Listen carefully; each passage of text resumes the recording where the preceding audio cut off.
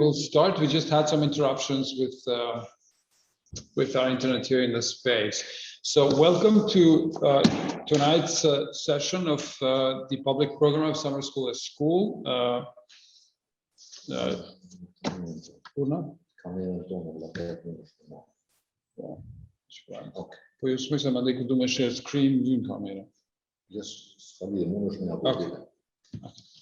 So I'm very happy that we have tonight with us Jelena Vesic, Charles Esche, Patricia Valgueres for Conference 2, titled Museum Alone March.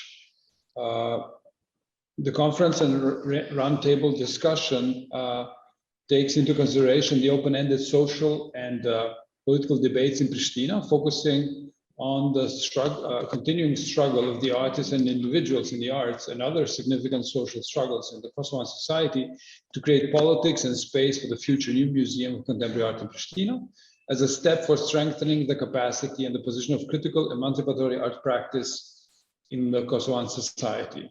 In addition, the conference was inspired by course 9 of Summer School at School, proposed to revisit and revise a primary analysis of the museum produced since the 1950s.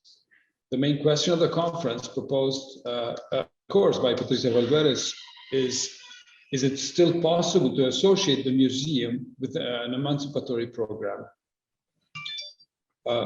Furthermore, the presentation How to Think Metamuseology When Athens is Burning by Jelena Vesic and intervention by Charles Esche aims to look at museums and biennials in terms of the colonial modern survivability and steps for an extinction threatened future. Can I just confirm that you're all hearing me? Patricia, Jelena, and Charles? Yeah, I'm hearing you. Okay, thank you.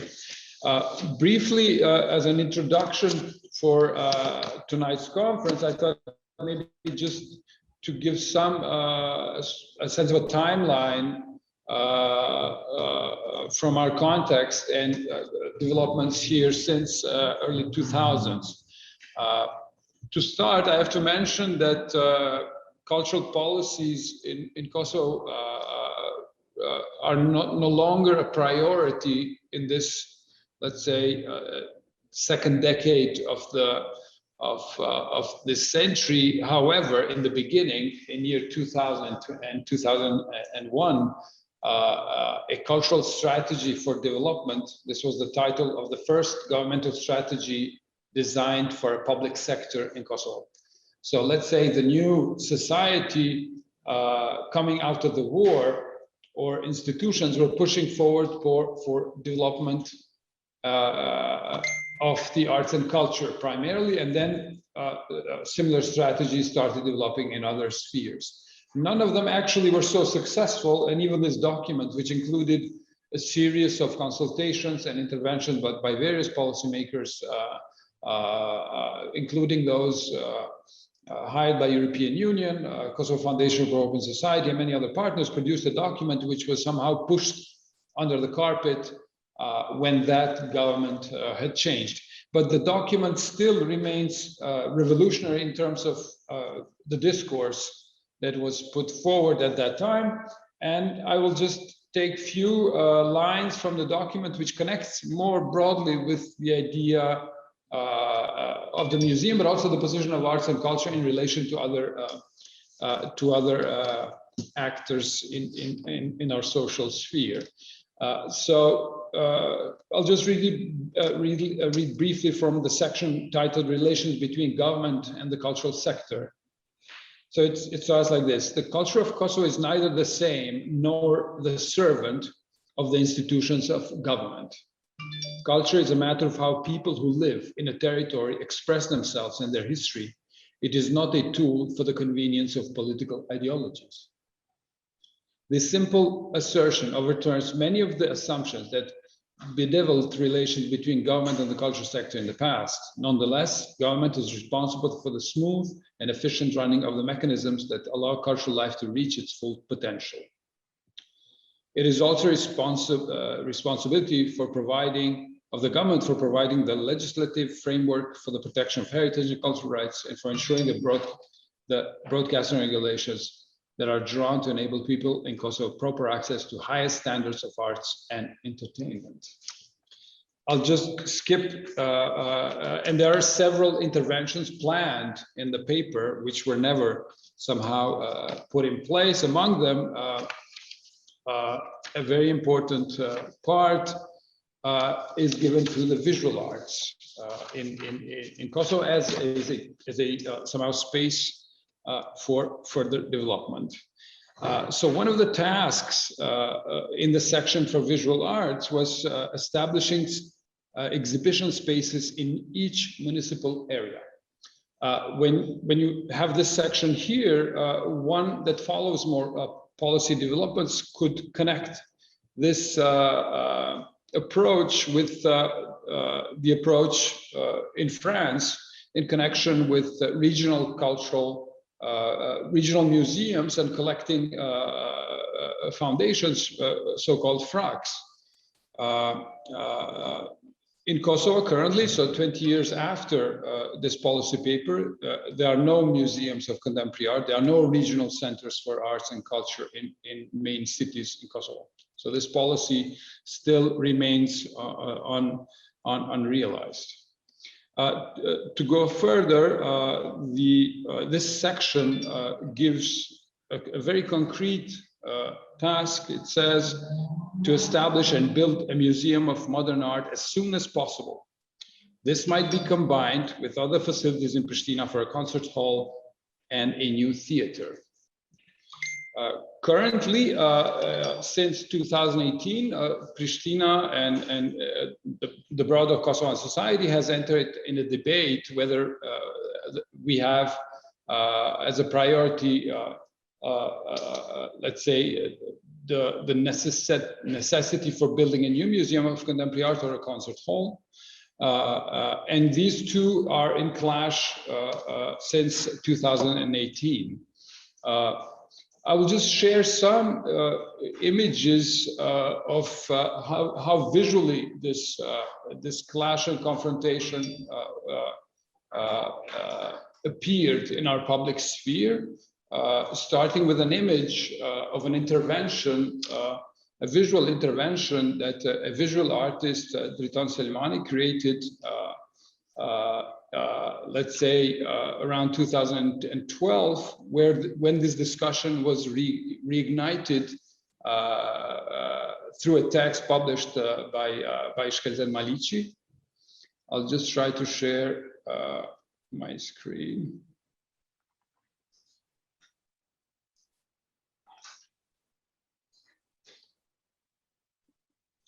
I'm not sure if you see the image. Oh, no. Okay. Just 1 second.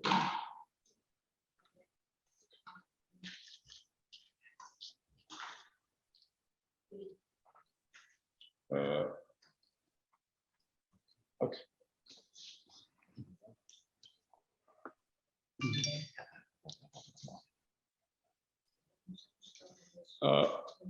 This image shows an intervention which followed a text published by Shkelzen Malici, which was an attempt to let's say, find, let's say, a best possible building for a new museum of contemporary art. In this case, Malici focuses on the building of a former shopping center in the center of Pristina.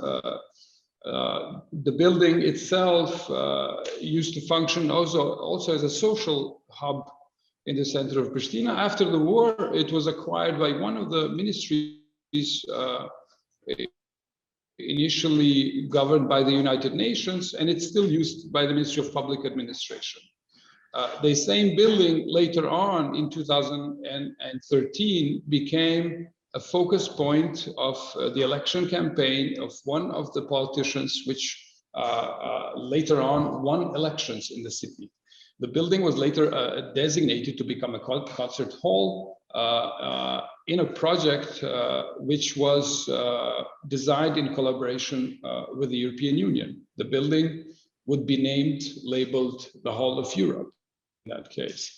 It completely erased the struggle for a museum, which somehow had gained ground in our context since this first draft for a policy paper in Kosovo was put forward and made public, and instead showed a change in the interest, but also in power in the Kosovo institutions themselves. At that time, 2018, the National Gallery of Arts, which was then leading the struggle for new cultural policies in Kosovo, had lost let's say the power to other players in the arts, and this development, also the building, once designated to become a new museum, already became the focus point for a political campaign of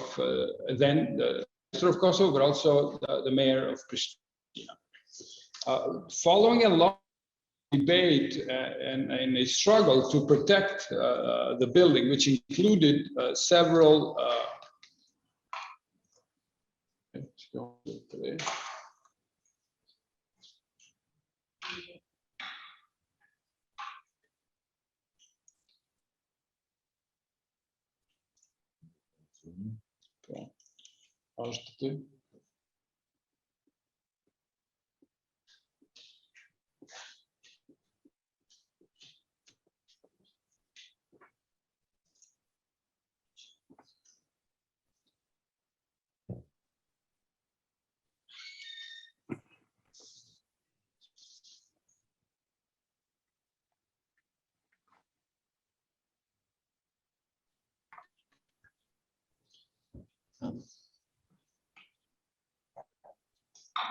We don't hear you, Albert. Oh, I'm receiving a message that the connection has interrupted. I'm not sure if you see anything. We see you on the screen. I don't know, can you hear me? I can hear you. That's good.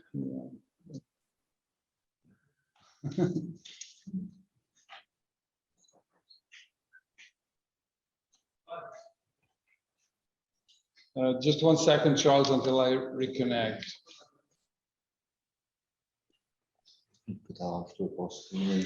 Can you see the screen that I'm sharing, Charles?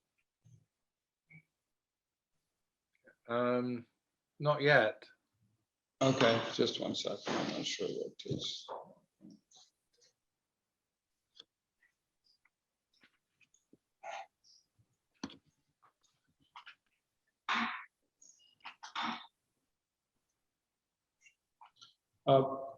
Patricia, can you hear me as well? Yeah, I do hear Okay. you, but I don't I see think one of the yes. I hear you. Yes, one of the computers somehow. Okay. Okay. So we are back. I'm not sure what's happening with the connection right now. Yeah. So let me share the screen once again.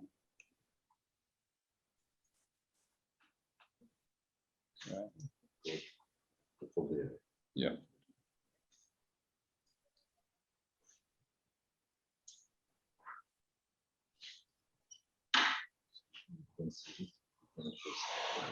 Okay. Can you see this image? Yeah, it's okay. Cool. Okay. So just to continue where I was, so basically we entered in a discussion in the city among the visual arts and other players, the architects and others, which escalated in December 2018 after a long, maybe 2-week discussion among many actors, including civil society organizations, individuals pushing forward the discussion, which ended with a resolution of adapting a proposal put forward by several civil society organizations to list this building under protection, which would somehow stop plans of the government and of the mayor to demolish the building, because basically this was the aim and still remains the aim. So trying to create space for a concert hall by demolishing a modernist building, which itself costs more, the demolition costs more than what normally would cost to build, let's say, a fraction of the building, which will be somehow built in the same spot. When the building got under protection in 2018, then the approach of players which were involved in the idea of building a concert hall shifted, and this sort of proposal that you see in the space visualizes the approach. So they maintain still the idea that this building can be turned into a concert hall, but no longer seeing the possibility to remove the protection from the building, but trying to preserve only the facade of the building and eating the building from inside and creating space for a very small concert hall, actually. I will just show another image and then jump to the discussion itself. And I will try to share this. Okay, so just 1 second. Full screen. This is the winning proposal for a new concert hall. The person in the picture is the designer for the winning proposal of the concert hall. One of them, actually, because it's a collaboration.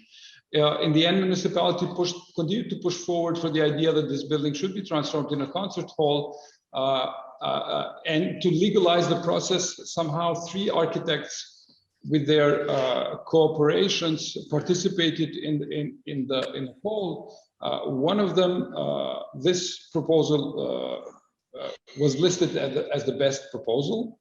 To explain,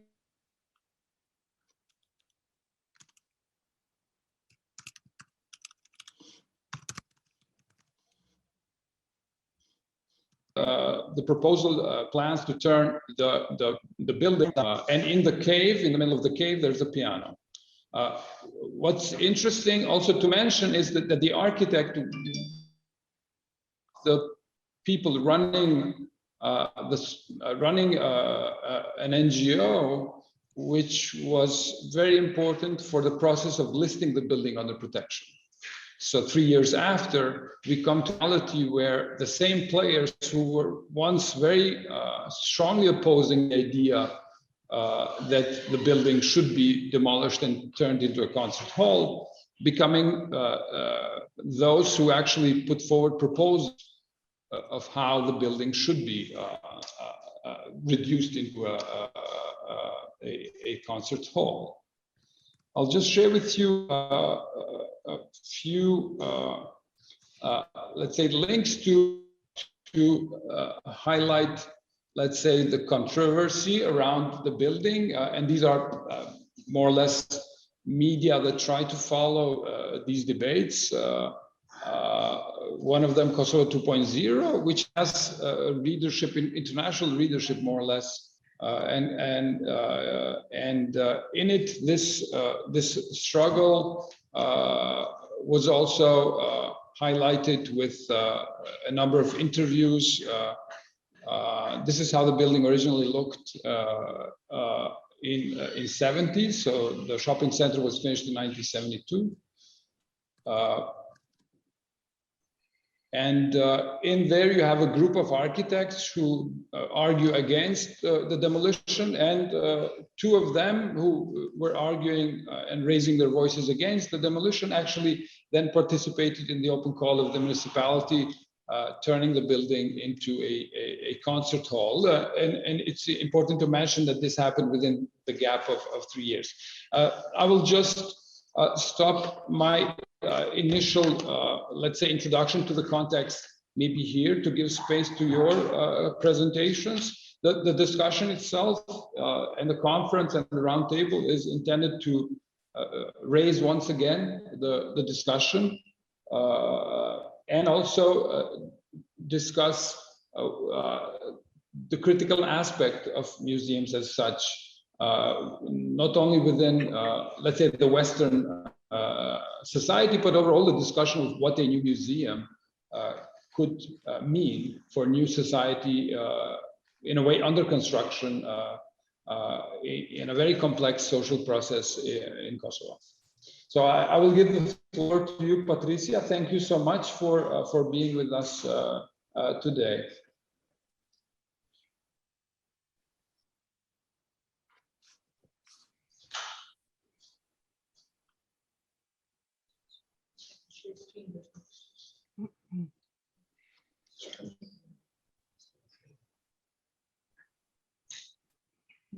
Hello, Albert.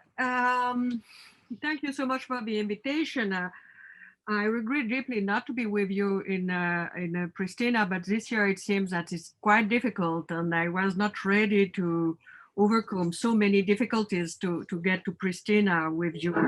Happily enough, we have this Zoom possibility. So I want to share some ideas with you. I don't know if you hear me. Yes, we can hear you. So why did I propose the Summer University of Station a critical assessment of the text devoted to the museum by what has been called institutional criticism? I must underline here, it is about the text, not about works of the artist. I'm sorry, there is a strange rumor going on. Yes, we also have interruptions, I think, in the connection. Or maybe the echo in the space. Wyślę mikrofon. Wyślę mikrofon tam. My mic is muted. Okay, Patricia, can you please continue? So I must underline here that I will be speaking about text, not about the works of the artist of the same generation, which on the contrary, the relevance seems to me absolutely striking for a double reason. The first one has to do with what I will identify as a denial of the potential of emancipation proper to the museums. The other one that concerns what seems to me an ignorance of the institutional dimension of the museum, that is, its time. I would say first that the critique of the museum in the 70s was made through the exclusive prism of domination. Whether it has proven, whether it was part of the institution declared project, I'm thinking of a splendid text by Donna Haraway about the Natural History Museum in New York, or whether it constituted its secret spring, its unconscious. And here I'm thinking of a splendid text by Rosalind Dutch on Louise Lawler's Rude Museum, two major texts of institutional critique of the 70s. And this is indeed what gave the critical project its power. But what is striking is that in the immense majority of the text of the time, it's always a question of domination, never of conflict. The historian supposed to the museum a flawless coherence, a global, a unitary project, which has succeeded. This domination is established in a way timeless. This present of the majority of the studies amount to a real essentialization of the museum. The domination would be necessarily the essence of the museum. On the contrary, museum history since 20 years show us the museum as a battlefield between various agents, various decision-making bodies, various theoretical and practical options. I would add that this historiography is essentially North American, United States American, which simply means ignoring the long and complicated history of museums throughout the world. to ignore the diversity of institutional cultures to which those museums belong, and this is a crucial point. Nevertheless, the MoMA, or the Metropolitan Museum, and the emblematic role of their trustees are models of what exactly that is to be known. I pick here the example of the trustees of American Museum because it is emblematic of a ferocious misunderstanding of the diversity of institutional structures throughout the world. For instance, in France, nor in Italy, nor in Spain, for instance, you have trustees in museums. What is most striking is that the institutional critic has unfolded in an almost total absence of historical studies of the world's museum. The first serious works on the subject only began in the 80s and 90s and are still ongoing. In this respect, the works that I think are changing the situation are the studies carried out on the Museum of the Indian Subcontinent by Saloni Mathur and Kavika Singh, for example. And I would like to show you this splendid book on museum in South Asia, No Touching, No Spitting, No Praying, which is really groundbreaking. I'm thinking too of the works carried out on the museum policy carried out by Mexico and its in the revolutionary or post-revolutionary period, for example. It is a historiography that is being renewed and that we cannot ignore in our reflection on the museum today because it presents absolutely new genealogies of this institution. The third point common to the institutional critics of the 70s is that it played domination against emancipation. I was going to say, and I beg you to forgive this narcissistic French character of this double reference, that it played Bourdieu against Rancière. What does it mean to identify the museum to the bourgeois spectacle, to the arsenal of the bourgeois domination? It is what proposed the concept of Tony Bennett, exhibitionary complex. This domination to be exerted suppose a mechanism of dissimulation, of ignorance of its laws by those who are subject to it. This mechanism is the love of art, with guillemets, and what Bourdieu calls the goodwill, the naive confidence in the educational idol of the museum. The museum in the Bourdieu spirit is literally the spectacular illusion, the spectacle given by the dominance. And here, the position of Bourdieu joins that of the terrorist of the spectacle. The dominant people are dominated because they ignore the laws of the domination. A theory of inequality of intelligence is at the heart of the alleged critics of domination. The effects of this type of analysis, Jacques Rancière described it as early as the 70s, and he was not heard. And I will quickly take them up again by extrapolating to the question of the museum. The problem of the dominated has never been to become aware of the mechanism of domination, they know them too well, but to make themselves a body dedicated to something other than domination.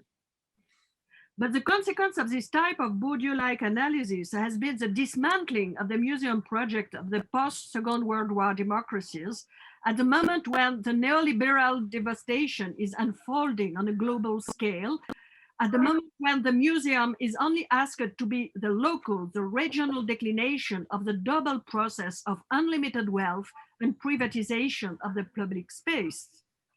If the museum is a resource in the arsenal of domination, we don't have the necessary theoretical weapons to think the emancipatory potential of the museum today and to face today not only first the enrollment of the museum, whether public or private, in the international circuit of homologation and creation of speculative values.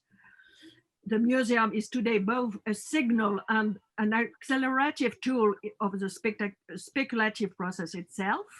Its oligarchic dimension is asserted today in a spectacular way. The importance assumed by the collector, promoted to the rank of principal protagonist of the artistic scene, is the most striking symptom of it. Here, the division of roles is considerably blurred. between whether the museums are private or public is no longer enough to distinguish the options offered.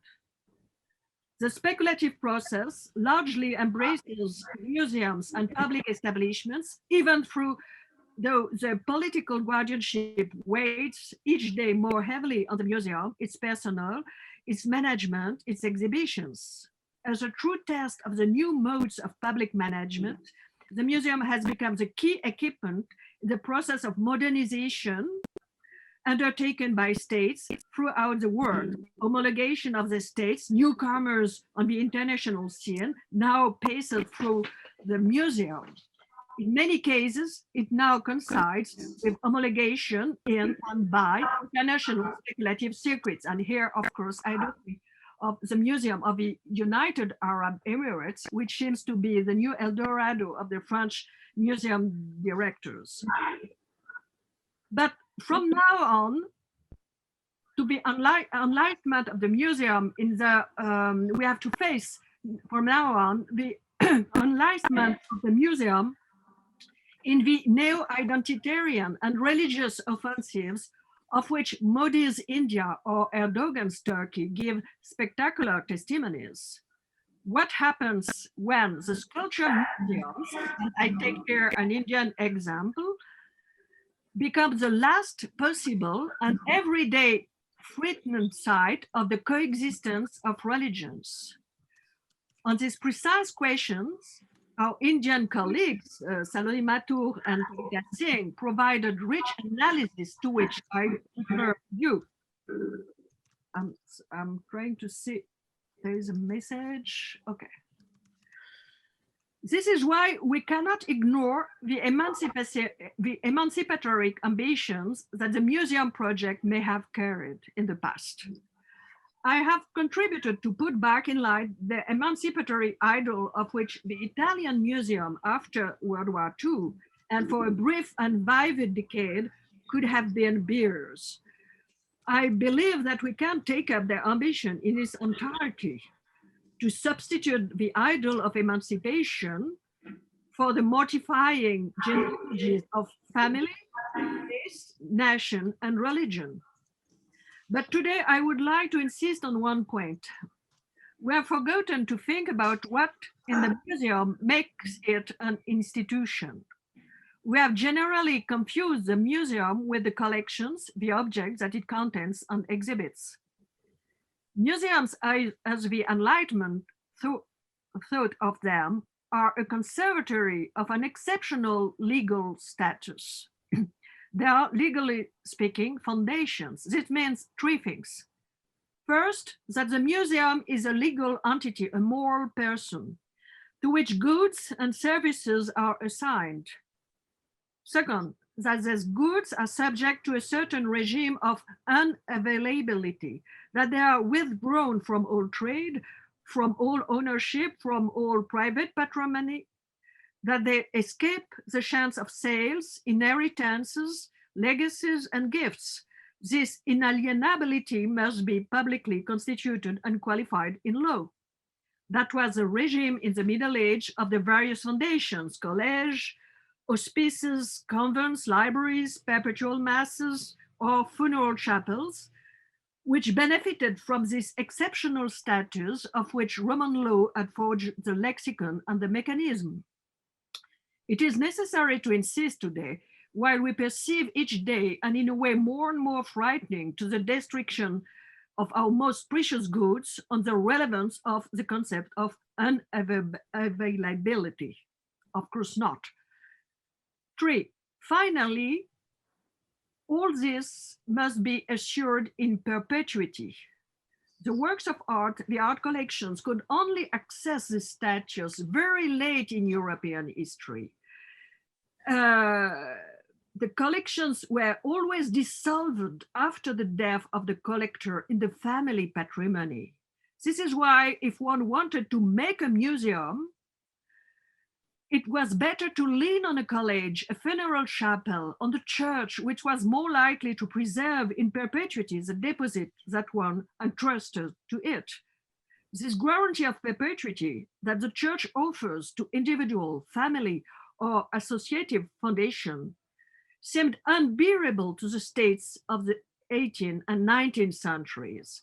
Who is able to guarantee the perpetuity of an institution, the church or the state?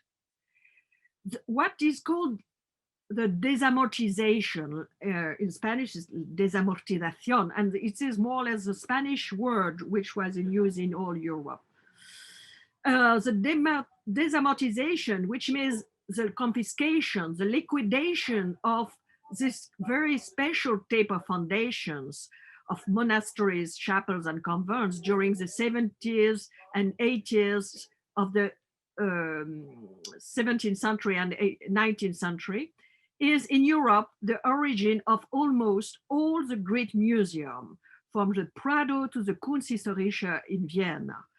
From this point of view, the confiscation of the goods of the clergy in the France of the Revolution was only the most spectacular form of a deep secular tendency of European dimension.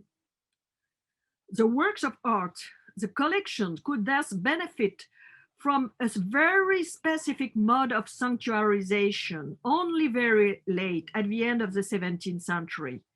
It was not self-evident that a collection of works of art could make an institution, that art could make a museum, that the museum would become the privileged place of the experience of art.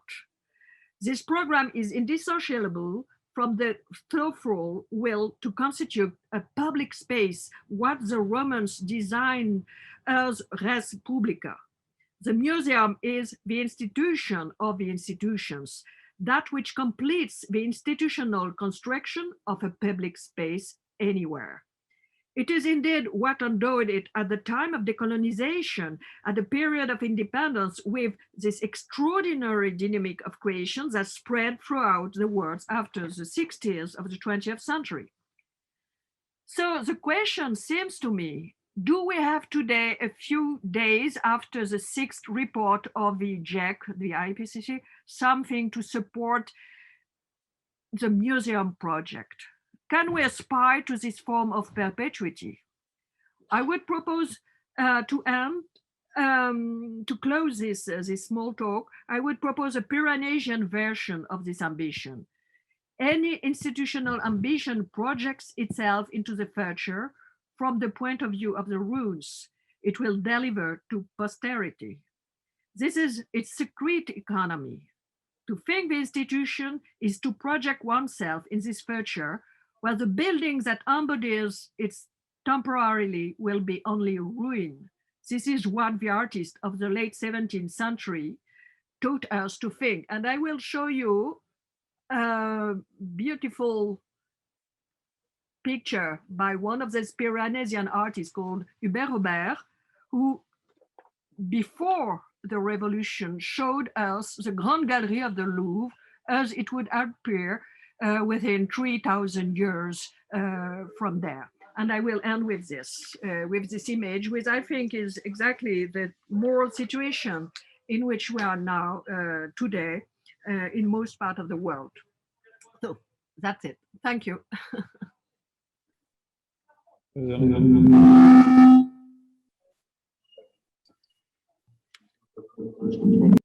Thank you, Patricia.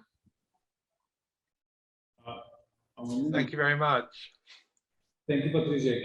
Can everyone hear me and hear us here? Yes, we do hear you well, Albert. Great. Thank you, Patricia, so much. Many directions to continue the discussion. I will give the floor now to Charles and for his intervention. Thank you, Charles.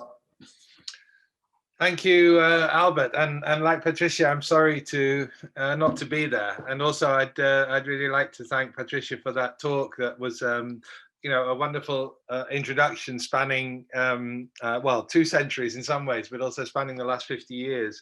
And I think shows some of the cycles of repetition that museums are in, as well as the to some extent the lack of progress, I suppose, that we can make. But I think it was important to understand the nuancing that was absent in the 70s idea of domination. And I think maybe I'm going to talk much more specifically, but I hope in a complementary way to her presentation, about museums of modern and contemporary art.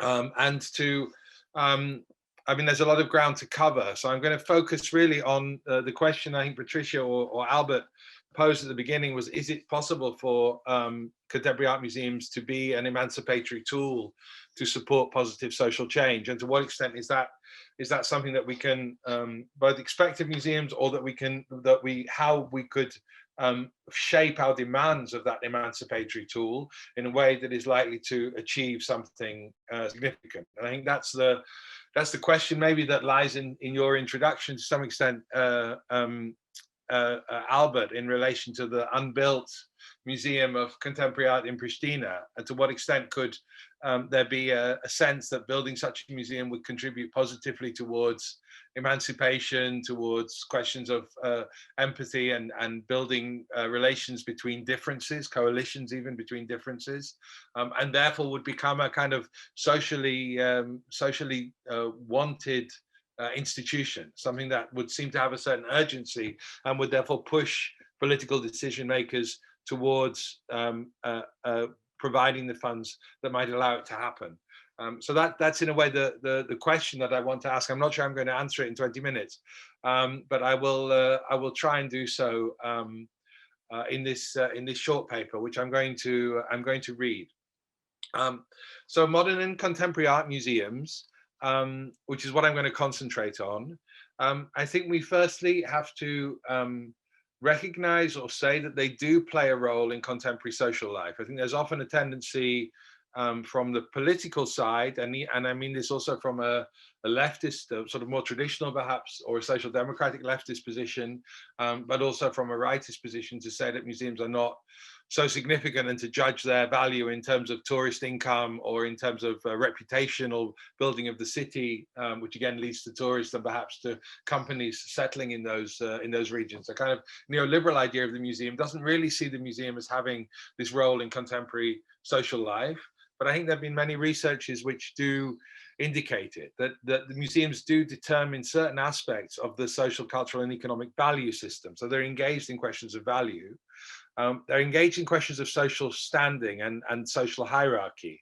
And I'm not making a value judgment here. This is not necessarily emancipatory. They are playing the games within the question of the social hierarchy of particular individuals and how they can claim social credibility or social standing or social cachet within their own communities. And also, and perhaps more arguably, from a certain sort of anti-Marxist stance, perhaps, they also shape imagined collective identities. If we understand the Benedict Anderson idea of imagined communities, that museums are part of shaping the imagined collective identity. So there is a burgeoning body of empirical evidence, both from within museum studies in general, not only about modern contemporary art museums, but also about other museums, other kinds of museums, but also amongst some visitor studies that have been carried out more recently, that do give evidence to this idea, which I think most museum workers have, but maybe feel it more intuitively than empirically, that museums have social value, that audiences gain learning and therapeutic effects from participation in museum activities, and that the narratives that museums construct and even the ethical standpoints that they take have social effects and consequences. And also, interestingly, from a lot of this research, it's also clear that museums are valued, maybe highly valued in relation to other kinds of social institution or social organization, let's say, by the public as places where they can encounter and negotiate contested social issues. So the museums can be a place where there's more latitude, there's more space, particularly in a polarized social media context, which we all live in, where there is more space amongst individual visitors for encountering opinions which are not necessarily their own.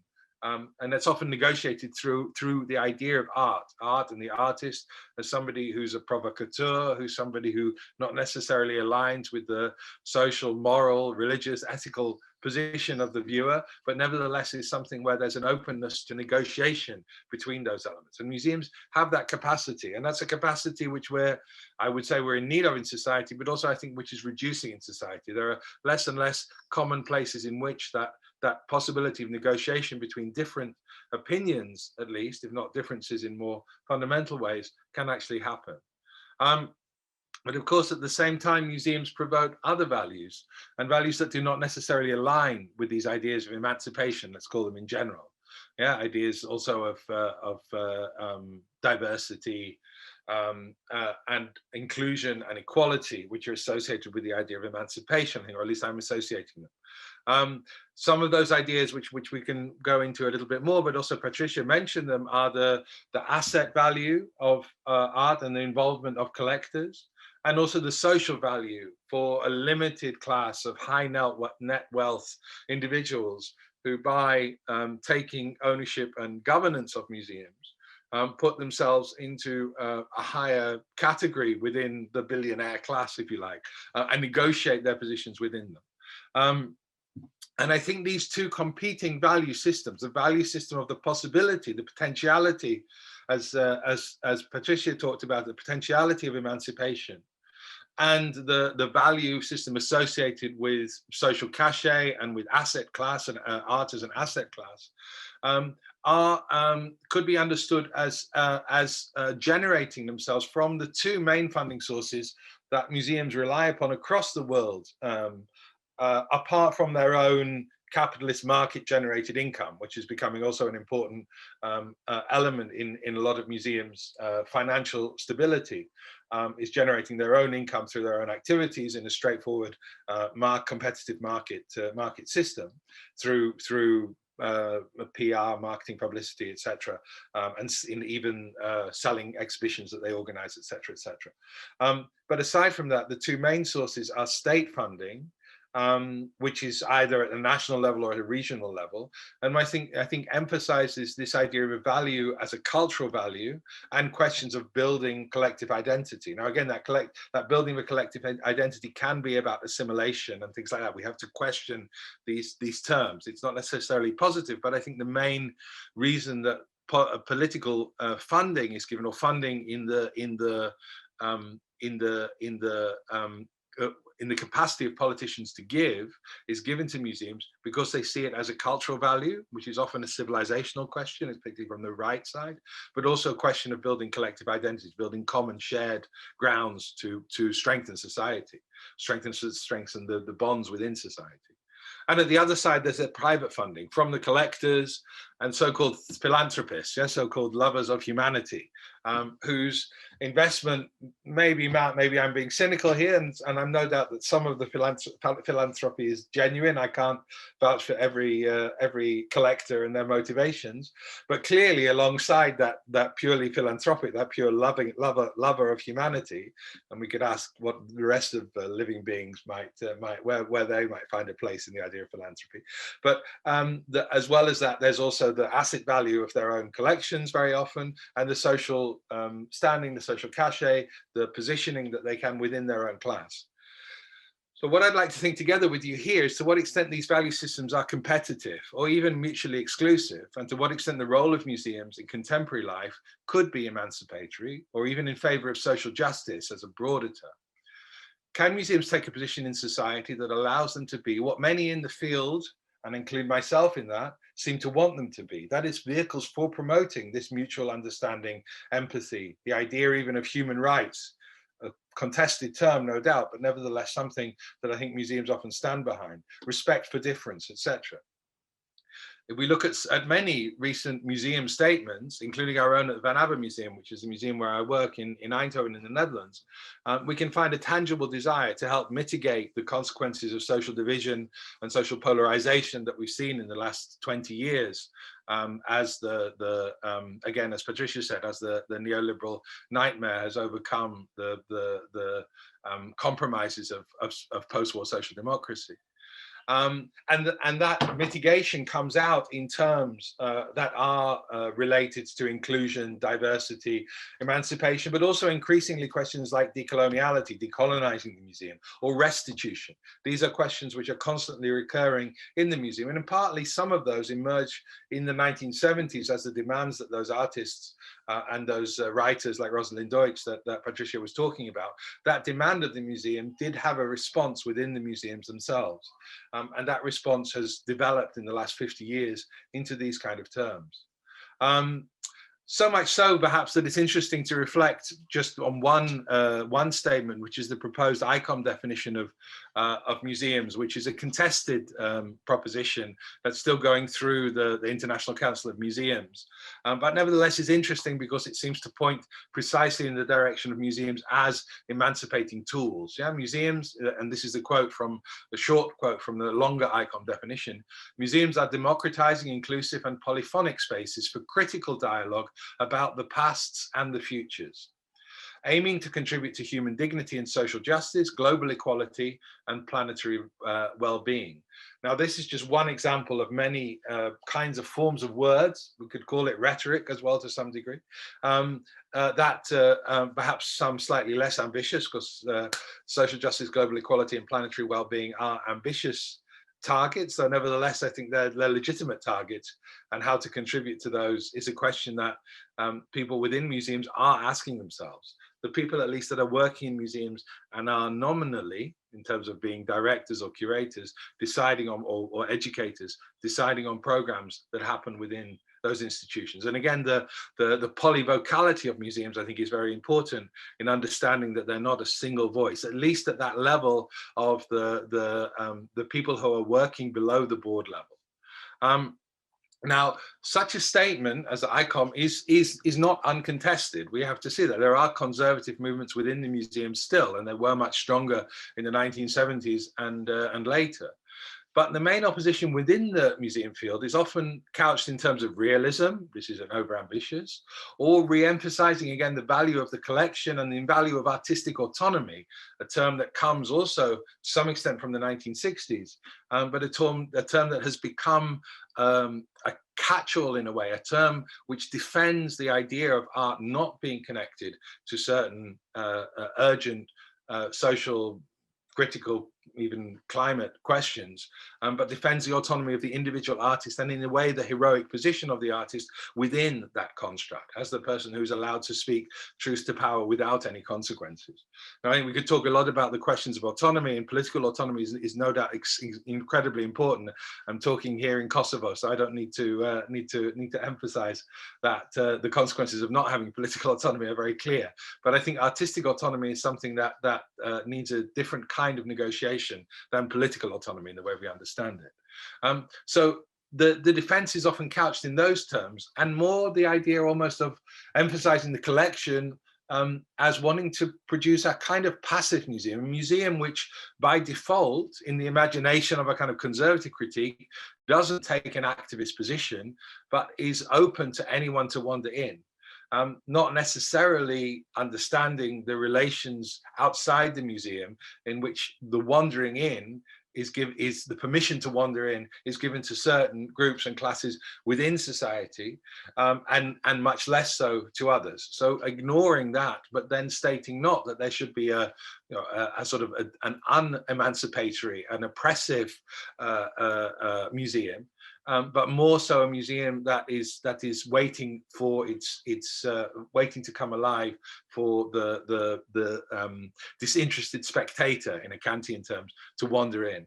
And again, that it requires a critique of that position in order for us to understand what the museums represent. Now, what's interesting is that although there are not so many political or ideological objections within the museum field, and indeed museums go further to embrace, socially transformative agendas that are often rooted in the ideas from the 1970s of politically engaged art and social emancipation demands from different groups within society, be they Black, LGBT, or Crip movements, and also a vague idea of sort of left activist art. And museums are engaged in that field, again, to some extent at the rhetorical level, but also genuinely in developing programs that try to promote this activist idea of art. And there's resistance within the museum from that more conservative idea of the art being able to speak for itself within a relatively undistinguished space, a politically undistinguished space. But where the opposition does arise is from the major sponsors I mentioned, from both the political side, and we need to think only about Hungary, or recently within our own organization Internationale, which is a small group of museums in Europe, the situation in Ljubljana around Moderna Galleria. If it's interesting, we can go into this in further detail, but clearly there's a political intervention there to cease a certain line of programming and to switch it over to a line of programming that's much more in sympathy with the current right populist government of Janez Janša.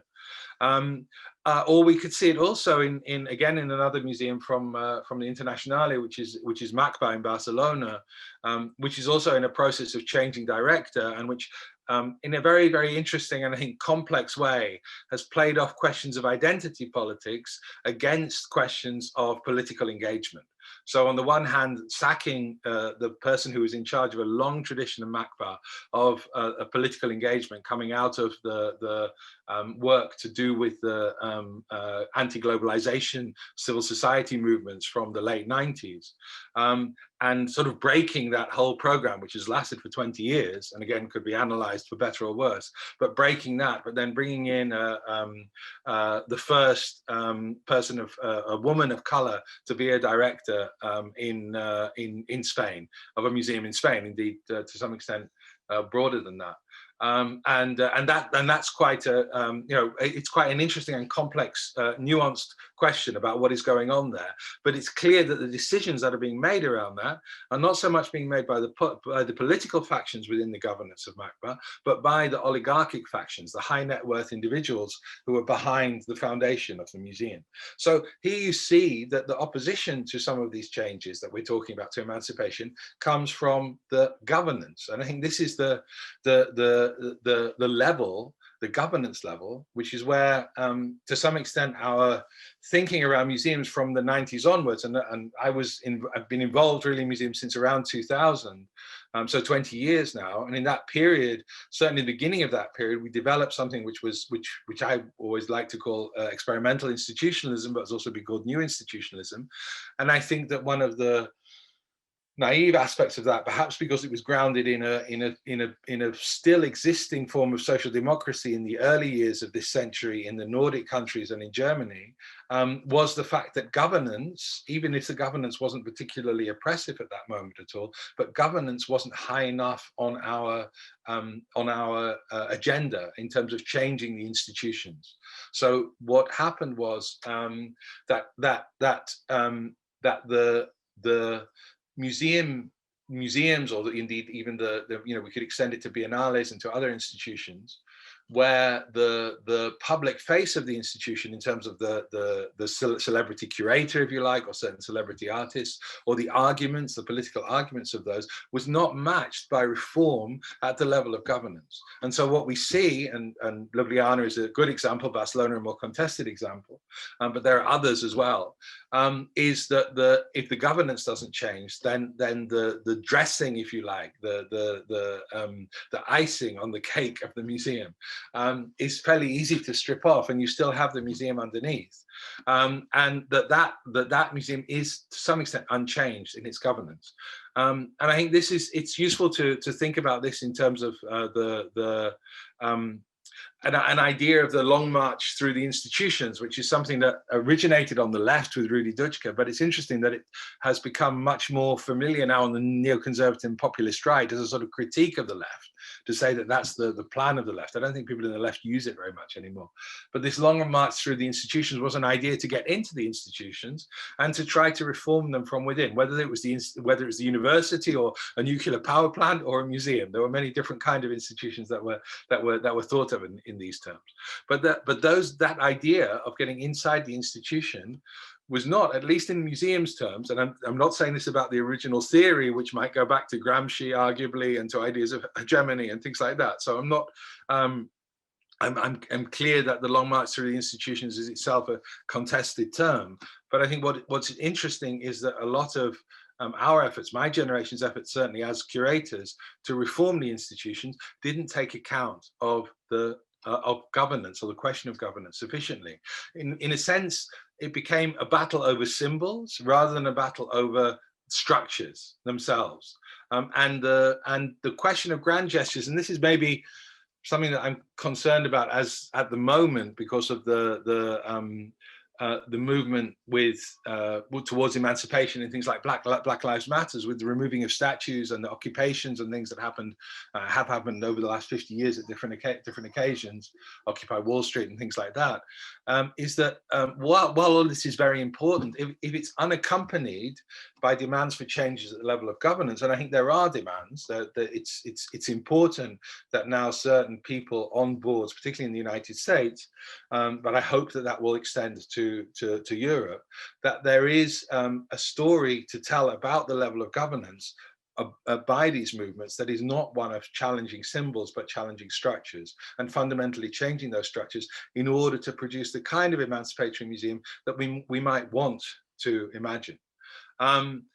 Of course, we see that from US museums, and fundamentally, although a few people have resigned, and that's excellent and very positive, but there's not yet a form of board structure in the United States, nor in the UK, which is more or less the same structure, but also in European museums, that is really being proposed and demanded by those emancipatory movements in order to shift the power to represent the people who are surrounding that museum, who are part of the environment of that museum, and are the people that are most likely to be users of that museum. I can give a quick example from the Stedelijk Museum in my own country, in the Netherlands, which was privatized in the early 21st century, around 2002-3. And at that point, the city council, which was still and remains the main funder, removed itself entirely from the board. It wanted to take an arm's length approach, perhaps it could be said, but it removed itself from the level of governance and handed over governance to a couple of retired politicians, essentially, or politicians that were no longer active in political service. Some of them went back subsequently into political service, so they weren't quite retired. They were resting, perhaps.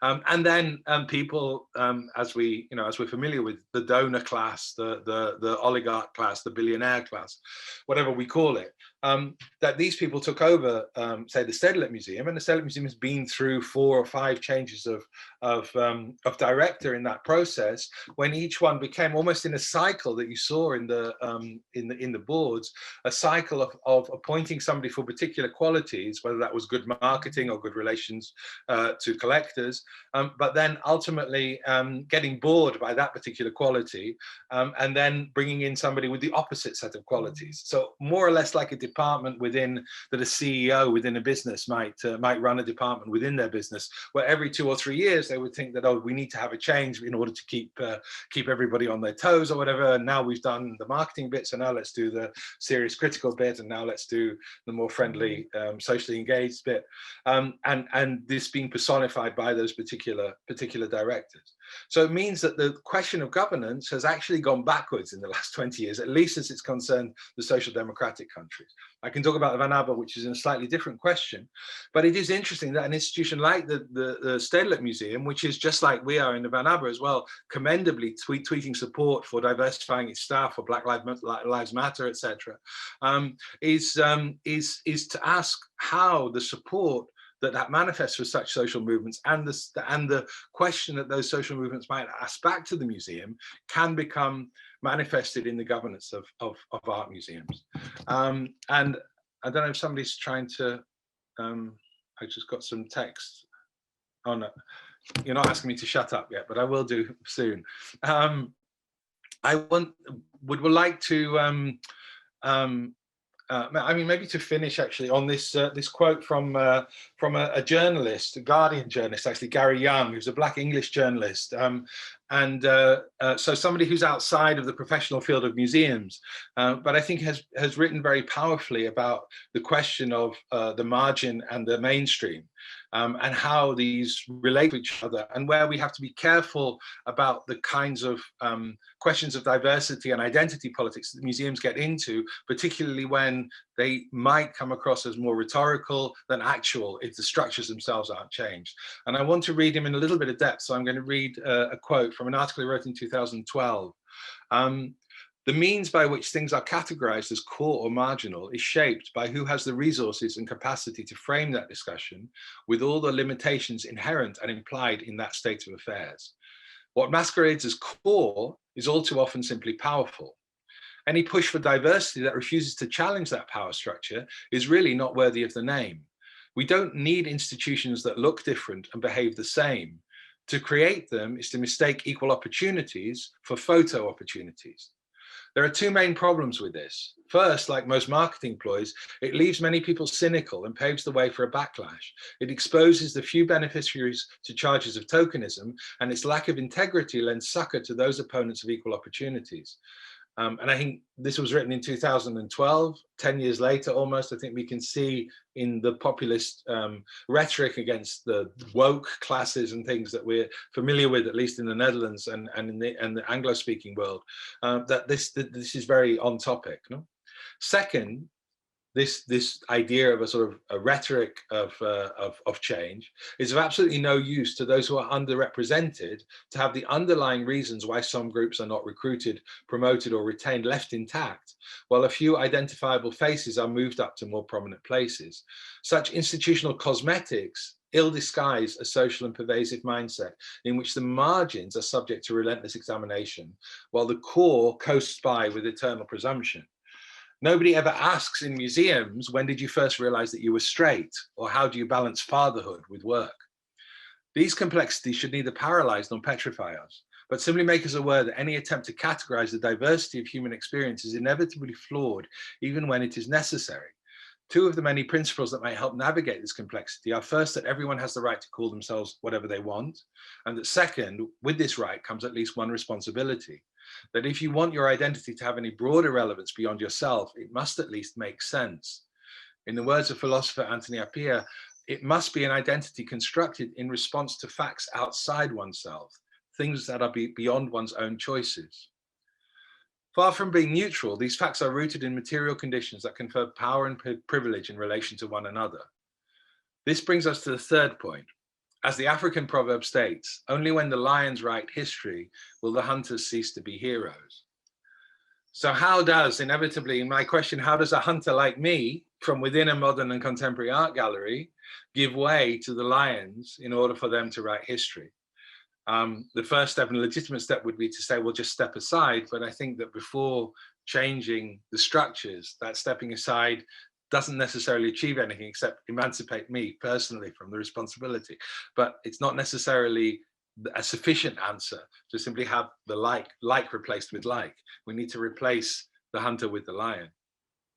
So there are maybe 2 or 3 answers to this, but I think that they largely lie in changing governance structures, or at least problematizing them much more than for instance, programming decisions, or the who is doing the last Biennale, rather think, or who the manifesto in the case of Pristina. But what does manifesto represent and how is it governed should be a question that's far higher up the pecking order of questions that are asked by the art system, if you like, or by critical voices. And it is about talking about power and privilege and who holds it in the museum or the Biennale at every given time that is vital. Who is on the board? How does that reflect the environment of the museum? What does the people who constitute the board, to what extent do they reflect the environment in which the museum is located in all its terms and definitions? What are those people's financial interests in the business of the museum, etc.? And we're still quite far from that. If you look at public bodies, certainly, but even private companies, public limited companies, you will see that that there's more accountability of the board members in many senses for their financial interests than there are in museums. Secondly, I think we need to think, and these are just a couple of points I'll end with. Secondly, I think we need to think about the question of restitution, but not only restitution of works of art, but also epistemic restitution. How knowledge and values can be restored, or at least that the museum could start to be a provider, a net provider of knowledge and social value, rather than a depository of ideas that are then removed in many cases from that active engagement in society. This is what the question of the collection, I think, needs to be refocused onto. What does the collection give out rather than what the collection take in? And that can be a literal giving out, but can also be, and hopefully is, a metaphorical giving out. It doesn't mean to abandon the museum building, but to understand how the museum can be a provider of social value within the building itself. And the third, which is a much longer story than I can talk about today, is the question that I'm developing in the museum quite a lot, which is the question of demodernizing the story of modern art and of the museum itself. And demodernizing, which we've done together with the Museum of American Art Berlin, that I think Jelena is going to talk about a little bit. Demodernizing stretches about many different fields, but it's always in the service of or under the umbrella of a decolonizing agenda. It's not demodernizing on its own, but it's demodernizing in the context of decolonizing. And it must include questions about the idea of growth, of the artist as a heroic figure that I began with, and the growth of the modern art tradition itself and where it comes from and how it established itself. And instead, it means thinking about degrowth, it means thinking about downsizing, and it means thinking about tasks or finding tasks for art and for artists in forging the kind of culture that will be helpful to come to terms with the social justice and fair distribution we will need in the face of the climate collapse that Patricia also ended in. Thank you very much.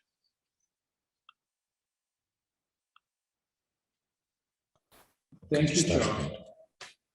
Can you hear me, Jelena? Yes.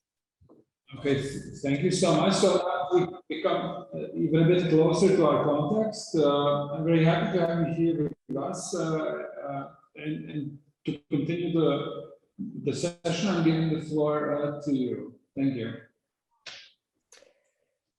Thank you, Albert, for invitation. Okay, we are working already for years in a way together on the development of the project of the school. I mean, I feel kind of associated as a very frequent guest of Summer School as a School with this also fantastic tautological name. And I also thank Patricia and especially Charles, who kind of also gave me now the opportunity maybe to return from his in a way very practical perspective, but also the perspective which brought some kind of international survey of the situation in the museological field from within the museum. And my position here is a bit different in the sense that I'm not working in a museum. I'm not regularly employed, which gives me a certain freedom, but maybe not necessarily the salary, but gives me a certain freedom to maybe observe the this entire construction, the museum as an ideological apparatus from some kind of fundamental, like a more fundamental perspective. And without that obligation, I mean the obligation towards the institution and towards the institution of art. And I think then we can in conversation we can resolve this basically shifting positions of observing the similar set of problems. So the title of my talk today was how to think metamuseology where Athens is burning, and maybe the title is more sexy than the talk itself, because the talk would be about the metamuseology in the end. But what I wanted to emphasize with this, I can even say dilemma in which we are put today as intellectuals and practitioners of art, is shall we make a total break with the entire burden of enlightenment, of the project of modernization and enlightenment, okay, from different reasons that the contemporary populist right is totally toning down the project of enlightenment. So from our critical and eventually visionary reasons. And shall we totally dedicate our labor to the consequences of what Naomi Klein and different feminists, and I mean, in a way, all of us, recognized as the consequences of disaster capitalism. And of course, this is a kind of dilemma, which is perhaps not a dilemma, though some of us practitioners are quite often put in front of this dilemma, metamuseology, or the fact that Athens is burning, because of course entering the issues like more deeply or even more structurally returns us to this very abstract level of thinking, which maybe at the first glance looks as if forgetting about the reality of the world. But I still think that it is very important in order to do any single step. It is very important to understand the apparatus, and there I am like very Althusserian in a sense of understanding the museum as apparatus, and in a sense of being interested in its operative tools.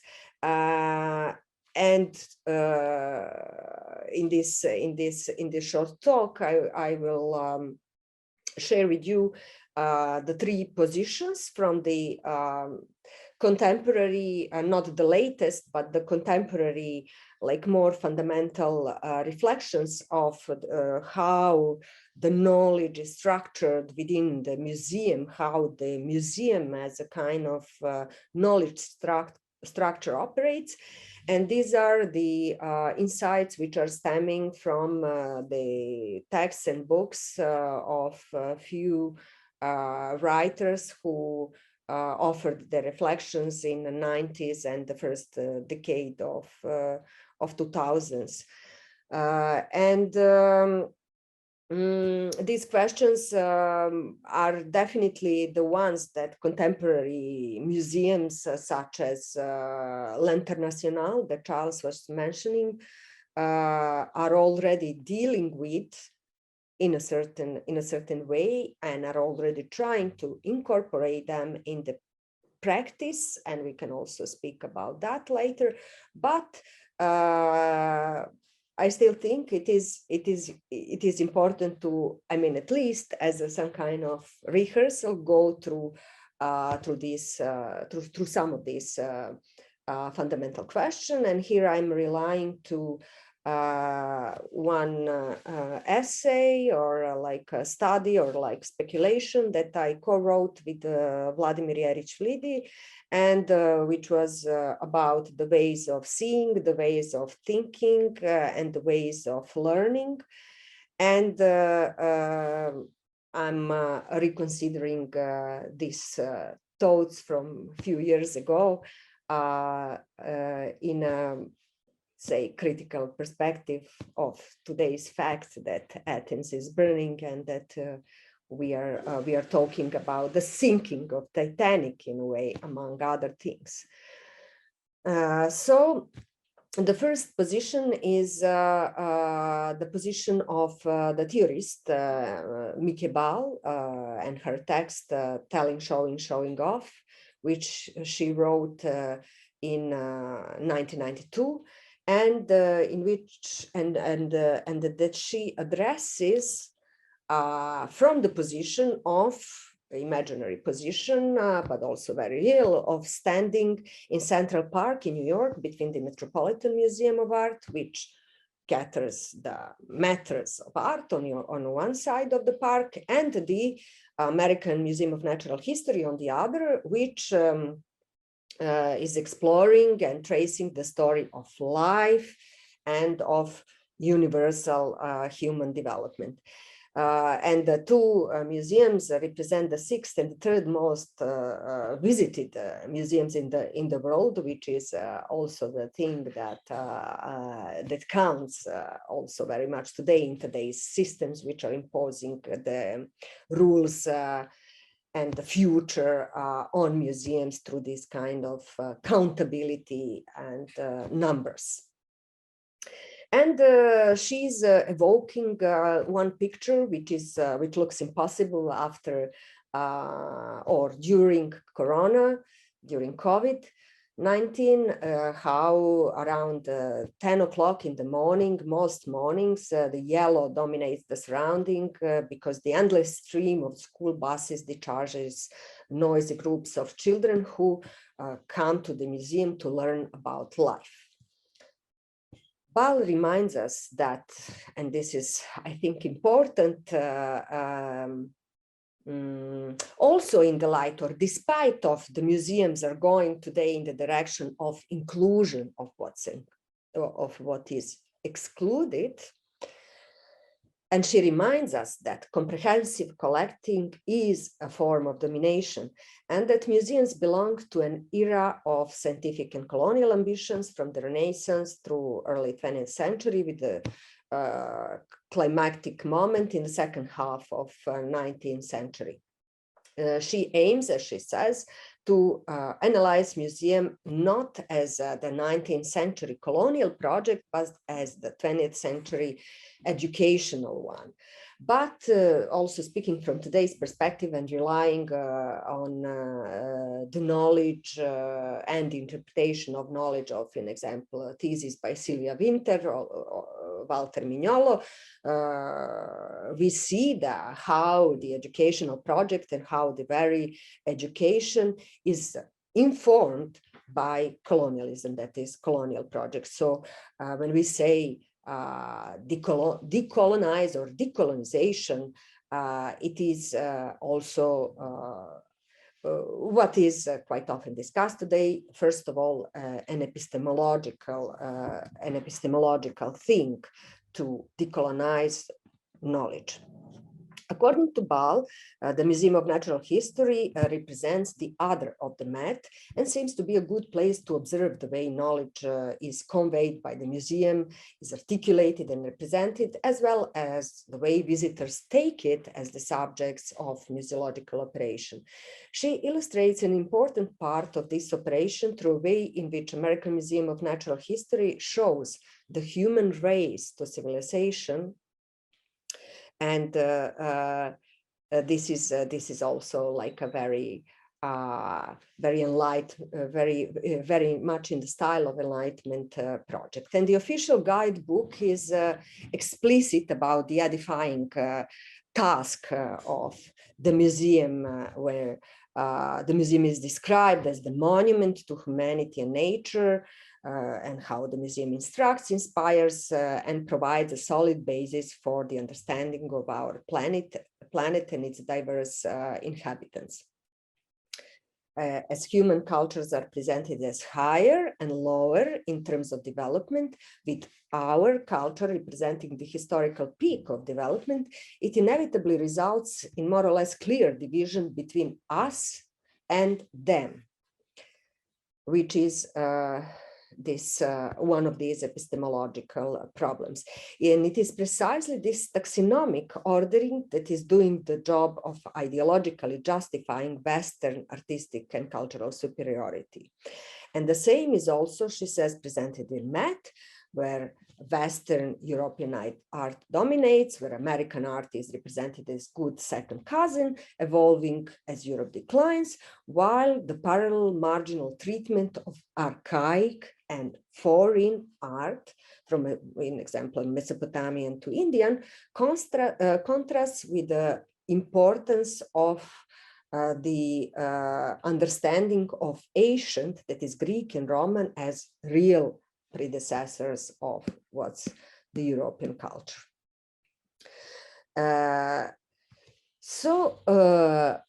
Bal notices that museums are definitely compromised by post-romantic critique, post-colonial protest, and postmodern disillusionment.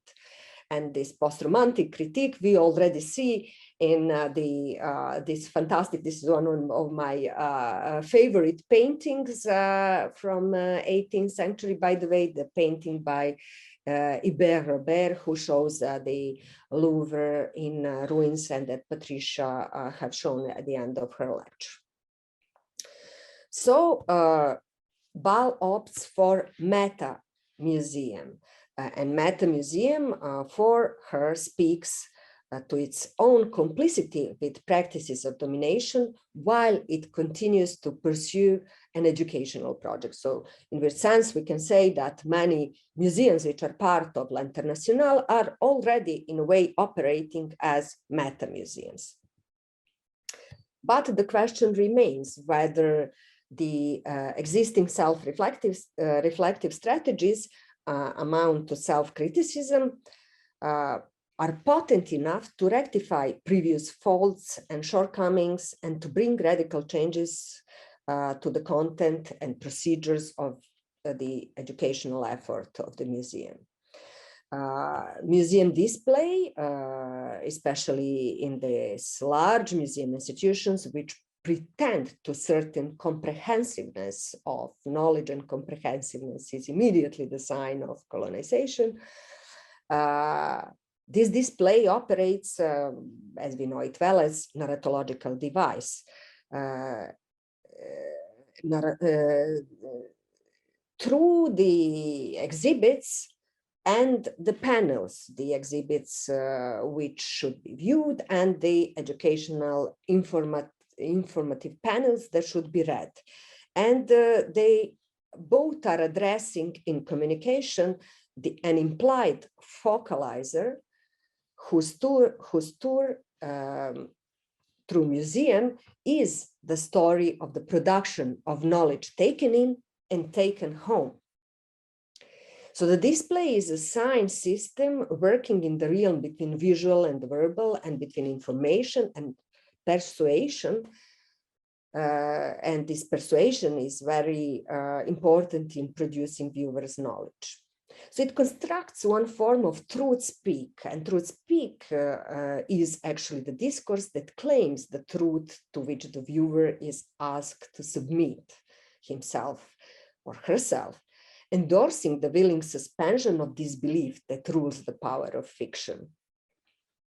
This is, of course, the naturalization of knowledge that Ball also calls the aesthetics of realism. And for her, realism is a truth speak that obliterates the human hand that wrote it and the specifically Western human vision that informed it. Thus, the narrative told by the display becomes indistinguishable from the reality. It produces truth or it produces truth through this very bodily witnessing the truth, through this very feeling. Bourgeois sphere and bourgeois observer was mentioned also in previous conversations, to be there and see that. One has to find basically satisfaction in confirming the well-known meanings offered by museum, which puts museum's educational function in question. Because by seeing what one already knows, one cannot see what one does not know yet. What is destroyed then is the educational function of art that is so central for the museum's self-image. And she offers an interesting way of exiting out of this situation. She says, instead of panels on which words give meanings to the order of things, large mirrors would be a better idea. Strategically placed mirrors could not only allow the simultaneous viewing of the colonial museum and its post-colonial self-critique, but also embody self-reflection in the double sense of the word, lead the visitor astray and confuse and confound the walkers who would thereby lose their way through evolution, through the process of evolution, in example, and perhaps panicking a bit, wander amid diversity, but all for their educational benefit. What Mickey Ball outlines is the position from which observers can construct the museum narrative, but also see the construction of the museum narrative that includes themselves as imaginary focalizers.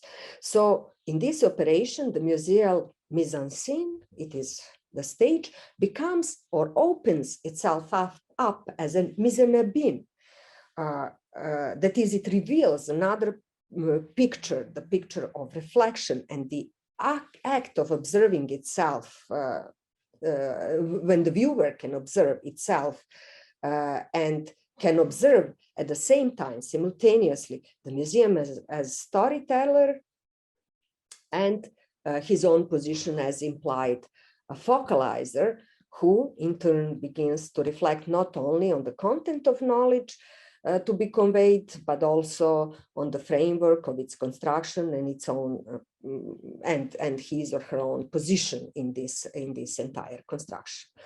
Another, the second meta museological terminology or observation that I will comment on are stemming from Walter Benjamin's recent writings from 1986 to 2013. So we see a kind of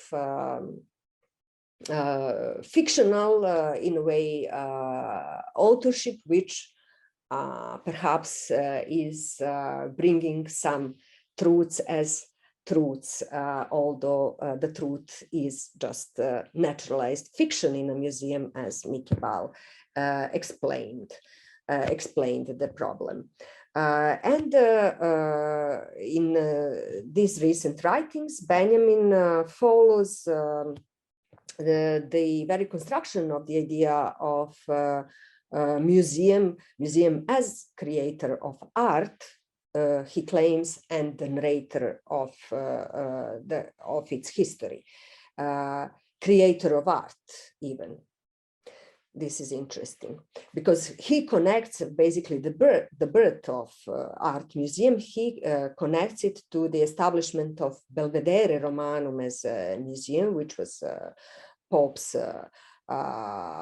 palace and estate by Pope Julius II at the beginning of 16th century, and it was populated by ruins, by the beauty of ruins, that is ancient sculptures which are found in Rome of the time while excavating buildings, so in a process of like new investment and development, which is like dying us, which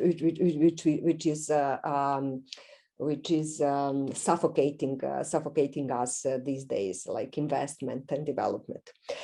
So then this ancient sculpture, which were put in the garden of Pope Julius II, became this kind of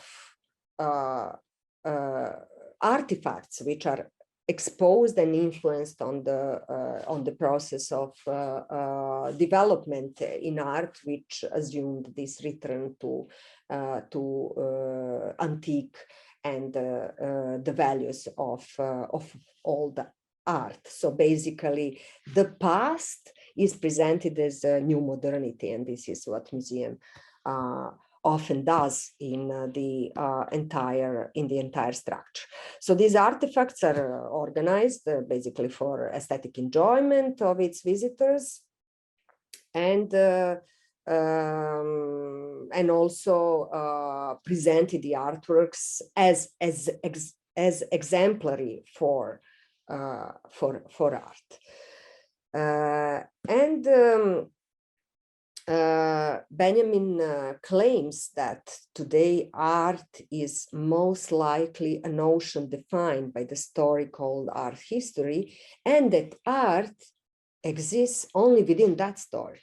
So it is one very anti-humanist philosophical position of observing art, like that art exists only because of the institution of art, that is museum or art history. This is the religion which basically helps the existence of Christ, in a way, we can say.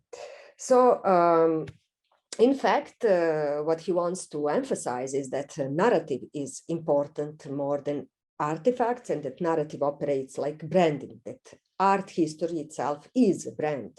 And it is also the way of branding the products or the artworks. And art museum for him tells a story of a certain period, nation, or a movement, but it primarily articulates the history of art, the story of what art is, how to recognize it, and how to understand the meaning of it, and how to appreciate it. So in other words, the museum, by its very structure of narration, basically controls feelings and affects. It shapes the psyche of the social, because ideology also does not operate rationally, but subconsciously rather. For Benjamin, we should consider that art itself is not a universal category, but also the invention of, first of all, basically the invention of Western culture that appeared out of Enlightenment and was gradually imposed on all epochs and all non-Western cultures. So that history means, in a way, the colonization of the past. The history is the way to colonize the past. And the question is how to move beyond art history, how to establish another platform from which we can see both art history and the outside of art history. To move outside art history or museum, the discourse of museology would largely consist in recontextualization of artworks, that is, in their de-artization.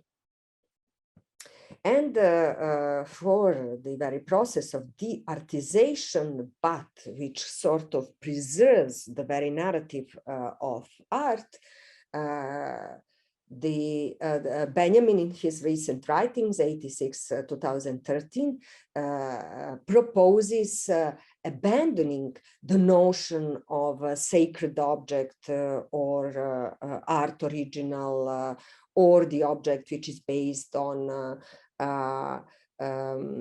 its date, on its belonging, on the property, on this entire mystique which is connected to the notion of original and its aura, and suggests like cold preservation of art story, or the story about the art story, or the story about art, or the story about museum, by using the means of copy. And he says, I'm quoting, a copy could short-circuit the history of art. Instead of being chronological, implying development and progression, art history could become a loop. If an original is reflection of reality, then copy is reflection of reflection, or reflection of the second order. The purpose of fake is to conceal, whereas copy proposes to reveal. A fake is essentially opportunistic. It does not question the system, undetached from the original. Uncovered, it is discarded as a forgery. On the other hand, a copy is out in the open, obvious, and blunt. Once it's incorporated in the system, it starts questioning everything. And this is the proposition basically of the concept of de-artization, to question everything, and to kind of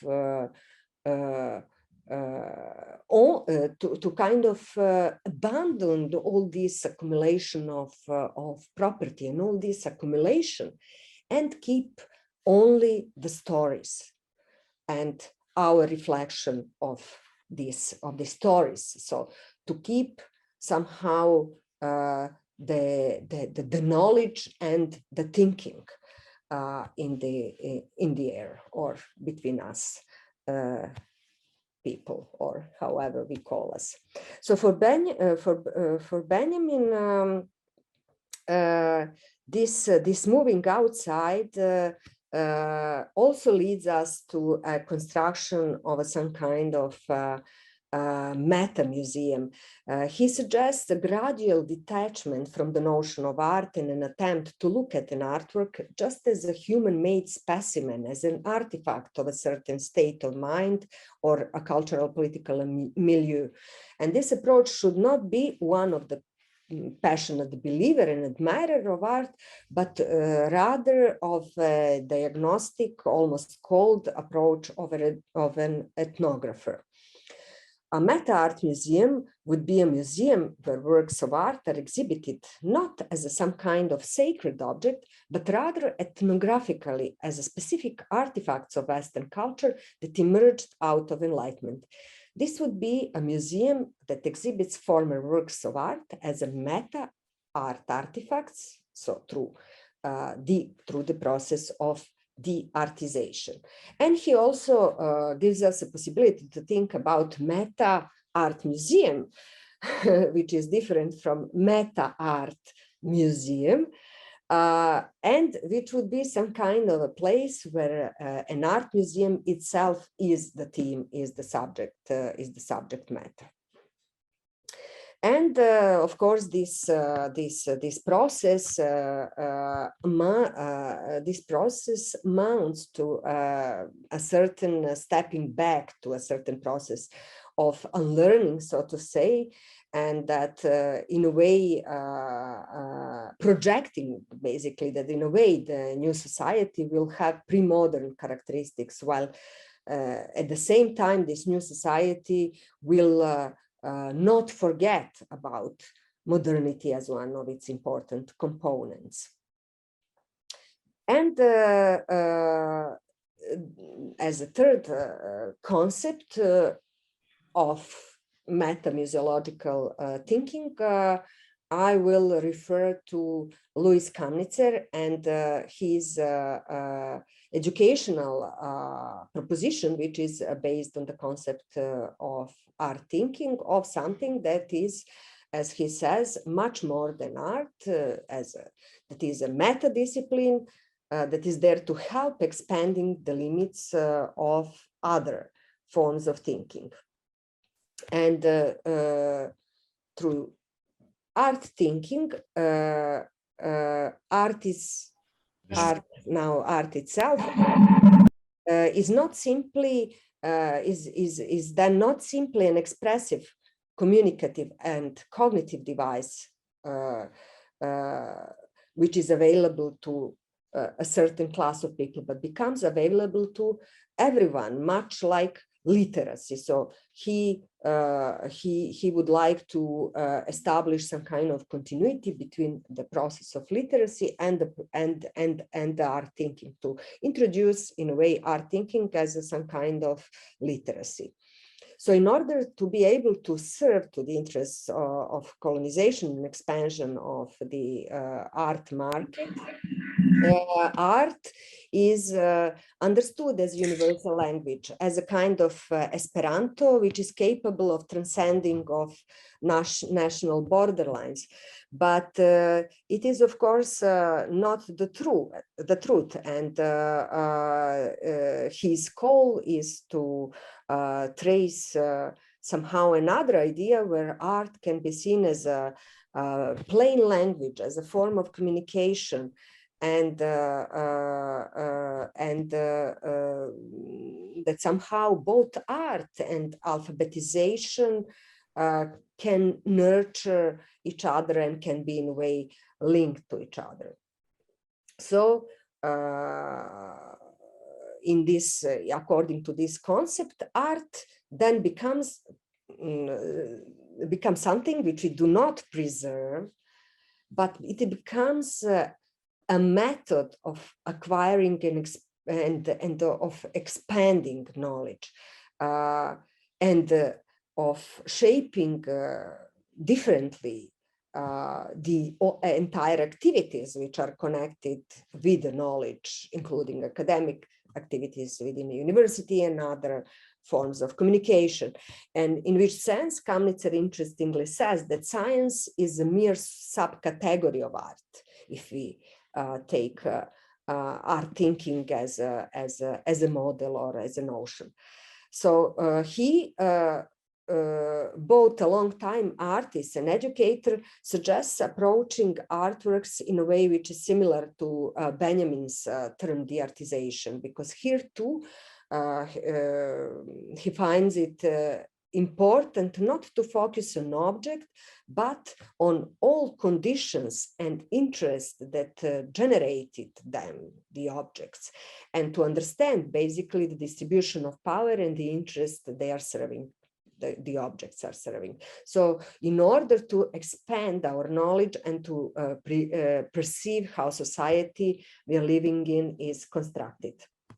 Kamnitzer sees the use of artwork as cognitive tool only.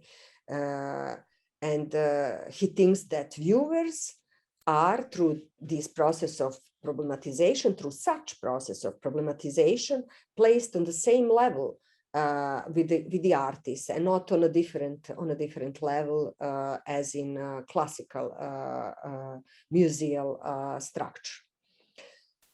He also states that museums today pride themselves on having an educational program, but the way it is done for him is very hypocritical, because educational programs are segregated from the curatorial activities often and used as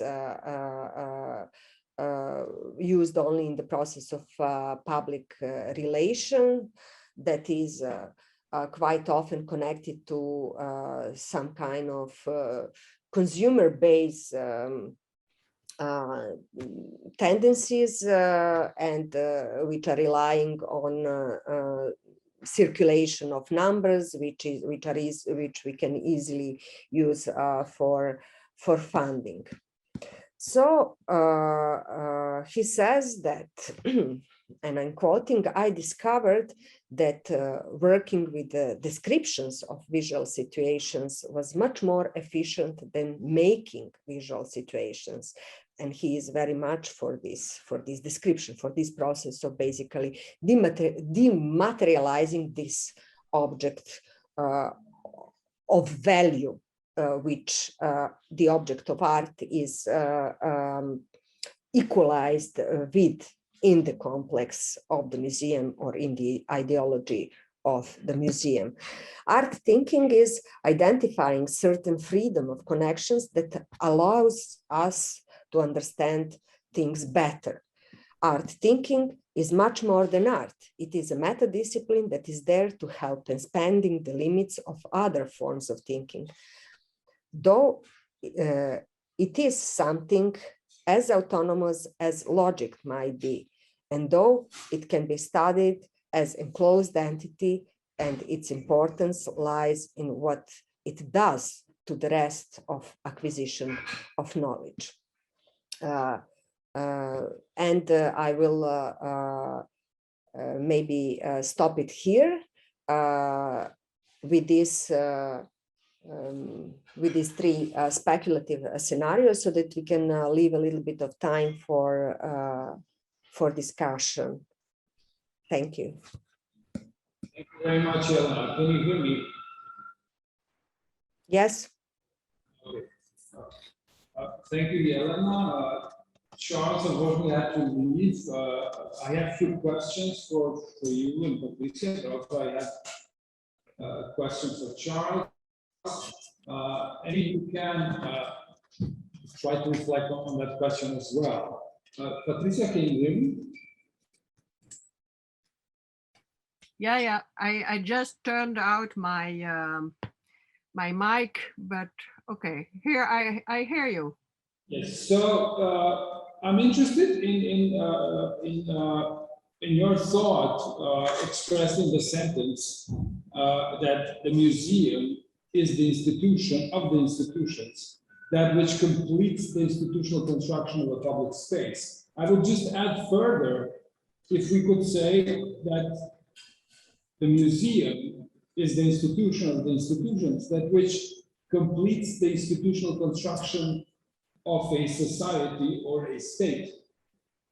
So this is open for discussion, but I'm just trying to reflect on our context here and the idea of creating a new society, a new state, and the role that museums have played historically in reconstructing societies or shaping societies in a given time frame.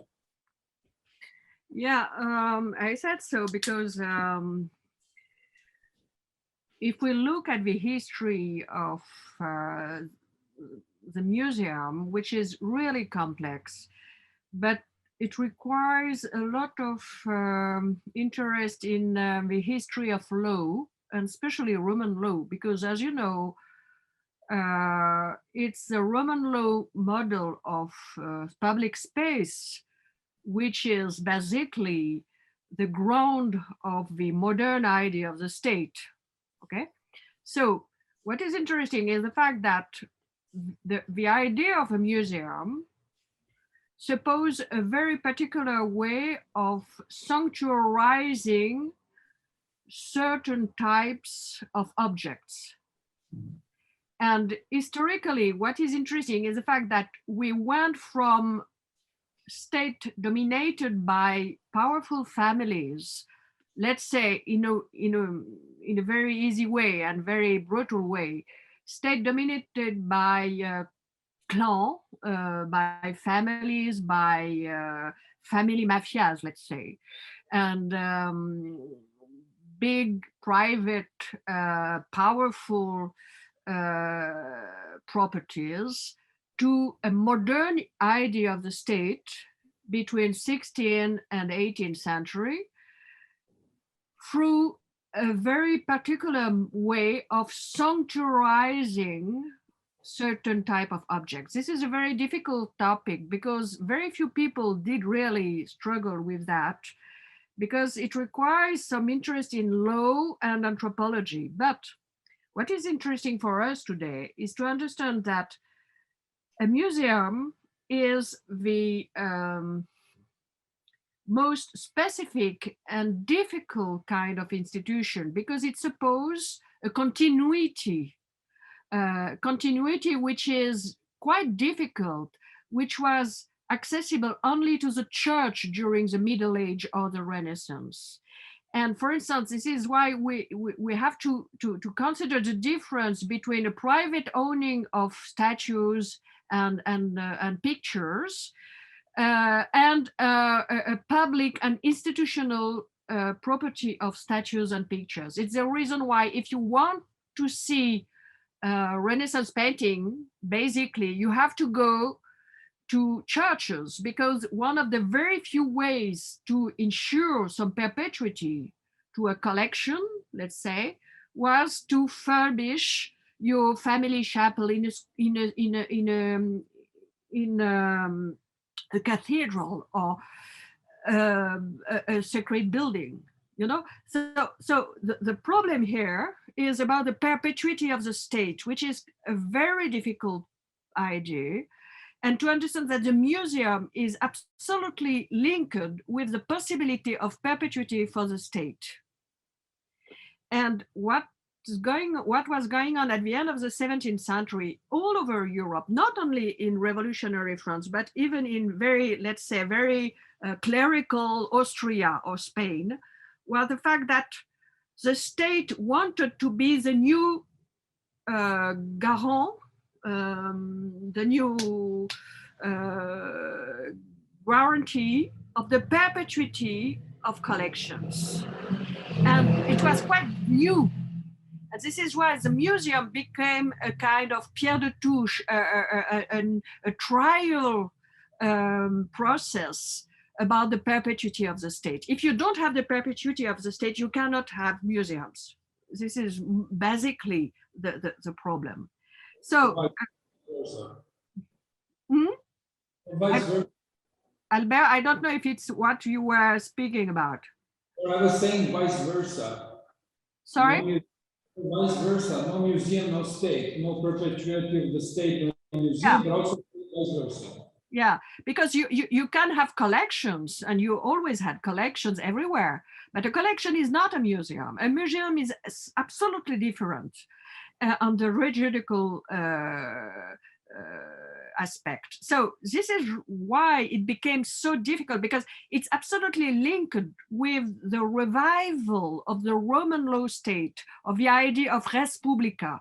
And this is quite difficult for us to understand now, but there was a big struggle in Europe from the 16th to the 18th century about that.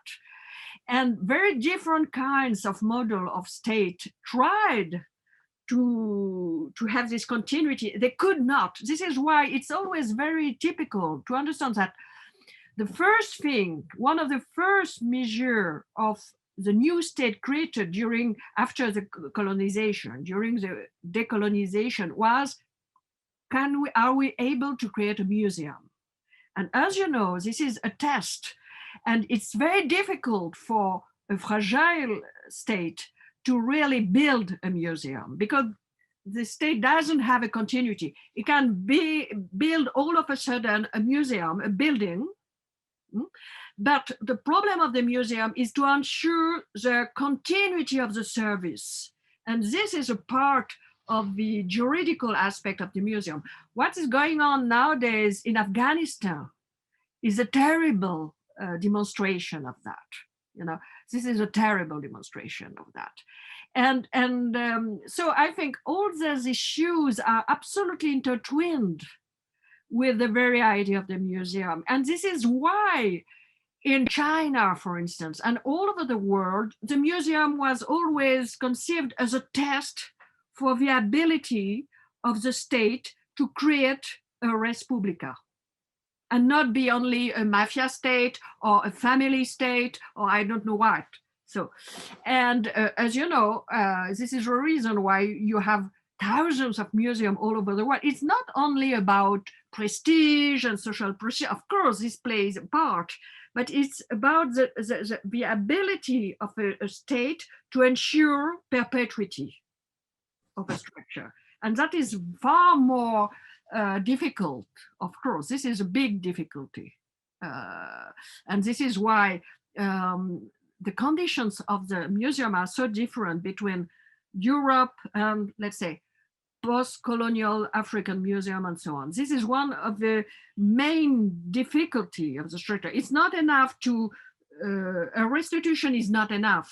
Of course, we have to restitute what we looted during colonization, but we have to ensure to those countries who are going to receive these restitutions have to ensure by themselves their own museum. And there is a rub. There is a big issue.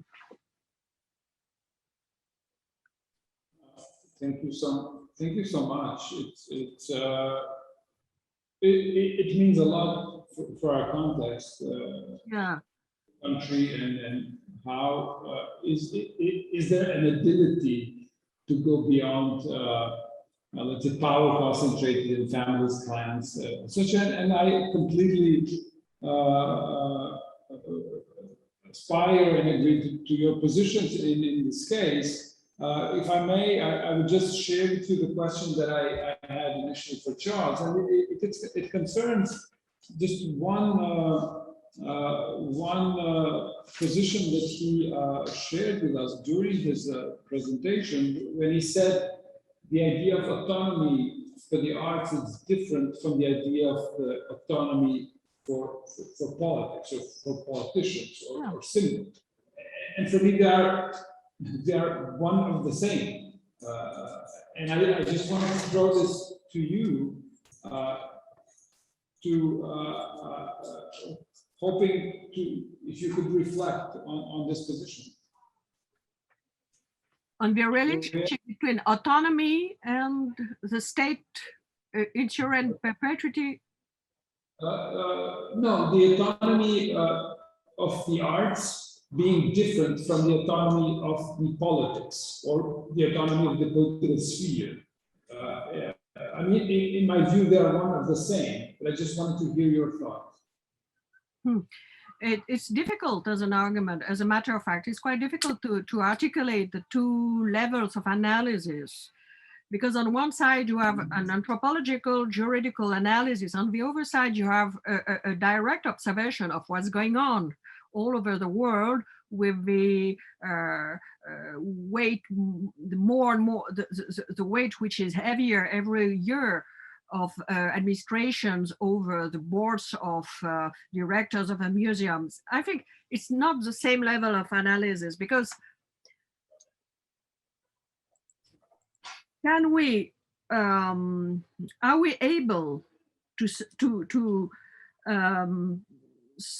propose the idea of an autonomy of the art without being formalist and let's say poor formalist, old-fashioned modernist? And are we able to create the conditions of autonomy of the arts? I'm not sure. I'm not sure it's so possible. But it's a different level anyway. It's only by observing what's going on over the world, what's going on in China, for instance, or in Turkey. And these are two separate creations. The autonomy of museum, as you know, I'm living in France, and I can assure you that there is no really such thing as a real autonomy of the Louvre, of big museum like that. Because the power of the state is very heavy on it, in a way. On the other side, I live in a very old republic, and the politics are obliged to respect, at least frontally, a so-called autonomy of decision maker in the art world. But as a matter of fact, as you know, in France, for instance, we have an extraordinary power of new structure, of private structure, which are corporate structure like LVMH, Bernard Arnault, or and so on. So we have private collectors playing the game with such power and such money power that they are far more able and far richer than any French public museum. So this is, so the situation is quite complex, but it doesn't mean that on the other side, in France and in Europe and in all the countries in which we have this tradition of Roman law res publica, which is not the case in America, we still have this idea of unavailability of objects, and which is really important today. And as a matter of fact, as you know, in America, you don't have this. You can sell works from the museum. And this is a big issue, a big difference, I think, and it should be studied more by historians and by anthropologists. Well, I don't know. I'm a little lost. I don't know exactly what you want to to speak about, Albert. No, it's just the idea that there are two different things: artistic autonomy and political autonomy. For me, it just stayed in my mind. I'm going to continue with a question for Jelena, and thank you so much for your presentation and going through a very specific approach. And you said museum can be seen as a creator of art, right? Or a museum as a creator of art. I mean, it brings you to the other way of seeing it, like no museum, no art. And could you just go further and explain, like, what are the implications? If we say there's no museum, there will not be a museum in a society. Mm-hmm. This is something that can be connected to your previous question about the autonomy of art and autonomy of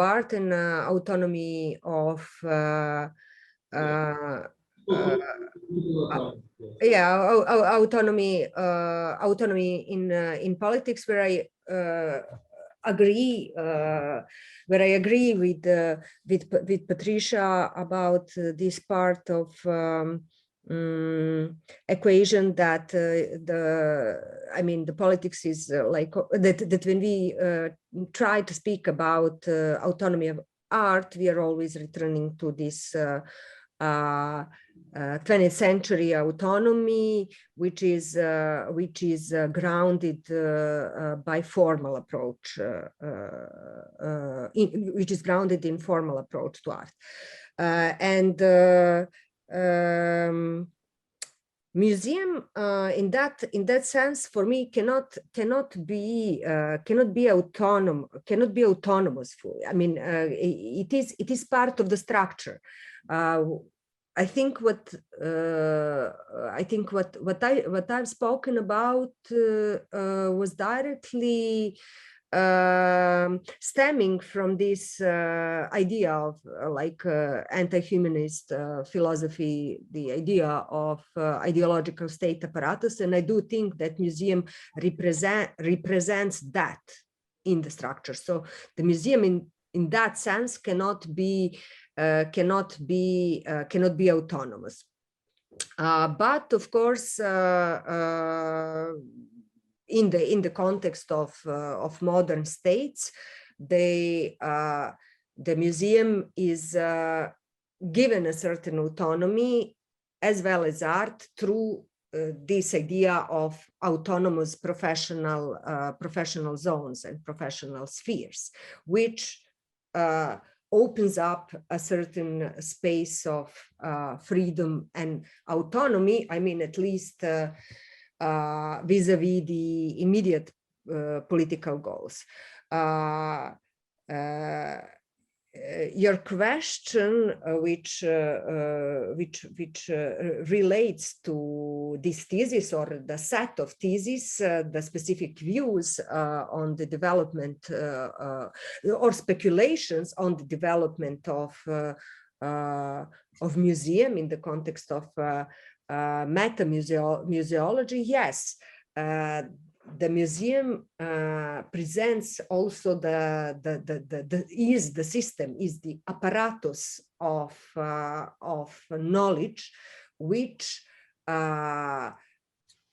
in retrospect, or we can say retroactively, confirms art as art, or confirms art as value, or tells this object is part of this story, and this is why we should take it as a valuable. And this is the way we are looking at this object. We are looking at the object through pre-constructed knowledge offered by either museum or art history. So the things are complex and complicated, and also the entire very complex set of relations between the artistic work and the museological work, because if we take into consideration this very important topic that Patricia put in her focus, the topic of institutional critique, which sort of entered the scene through art, through contemporary art. It's the discipline that's being embraced, I think, at the end of 90s and definitely in these 2 decades of 2000s by the very museums, by the very museum curators. And I think I mentioned already these practices in my presentation, and I can be more concrete with giving some examples within the context of L'Internationale museum project, where the part of Moderna Galleria's narration is given through the lens of Walter Benjamin's thesis on meta-museology. So the knowledge itself is presented in its own process of construction and deconstruction. And quite often the institutional critique, the critique of maybe the older modern form of institution is quite present in contemporary museology and in contemporary way of thinking within a museum. Another important example that the project of L'Internationale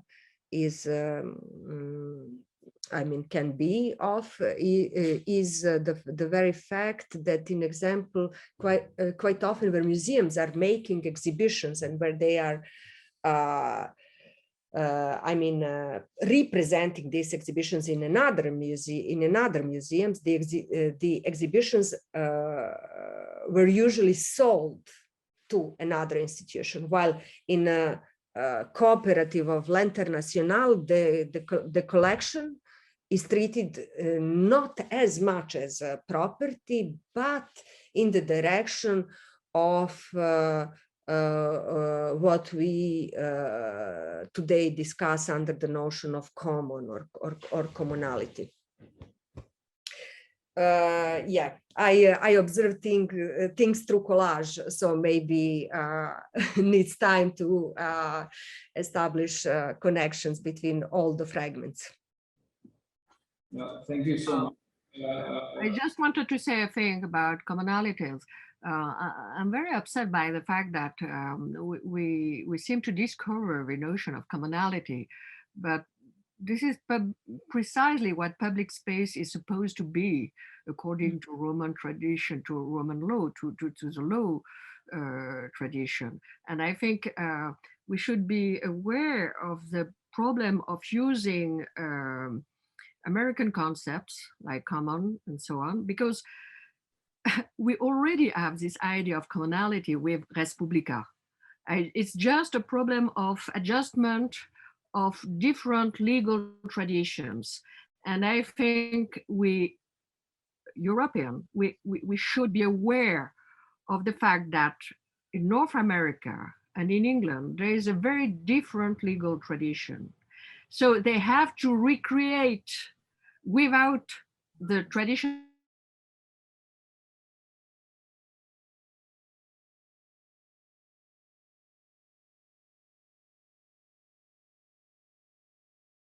really important, because it's an issue for historians and philosophers, for European historians and philosophers. I think it's quite important.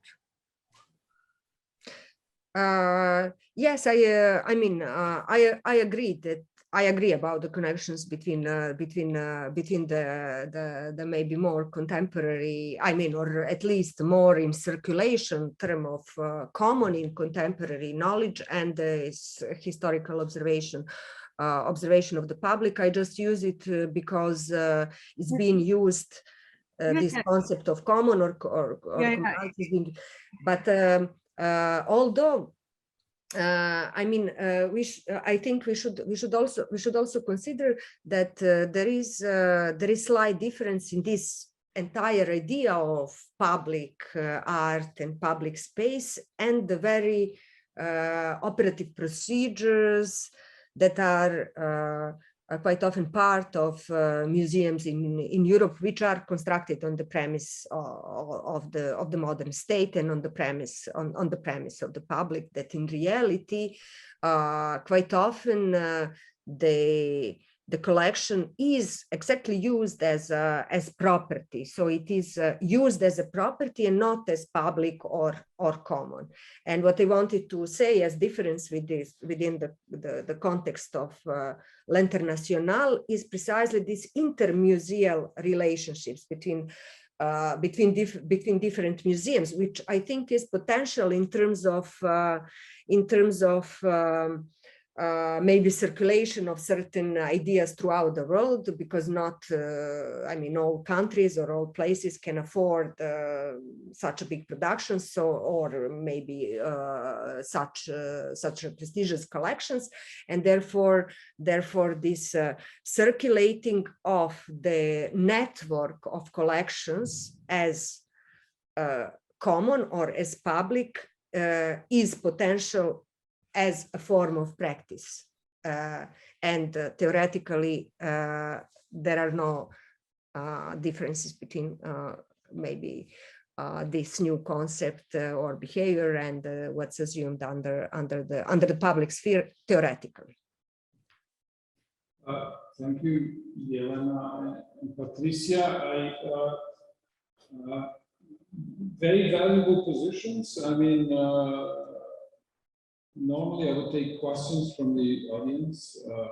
This is the last conference of the program, and there are very few of us still alive in this space. I'm going to take this opportunity. If someone wants to still use this opportunity for a question, I'm going to take one question. If not, I'm going to say that this is the beginning of a series of discussions that we launched this year, also conference one of the Summer School at School. And I thank you for your contributions. And hopefully we will meet in Pristina in the next edition of Summer School at School. Thank you so much.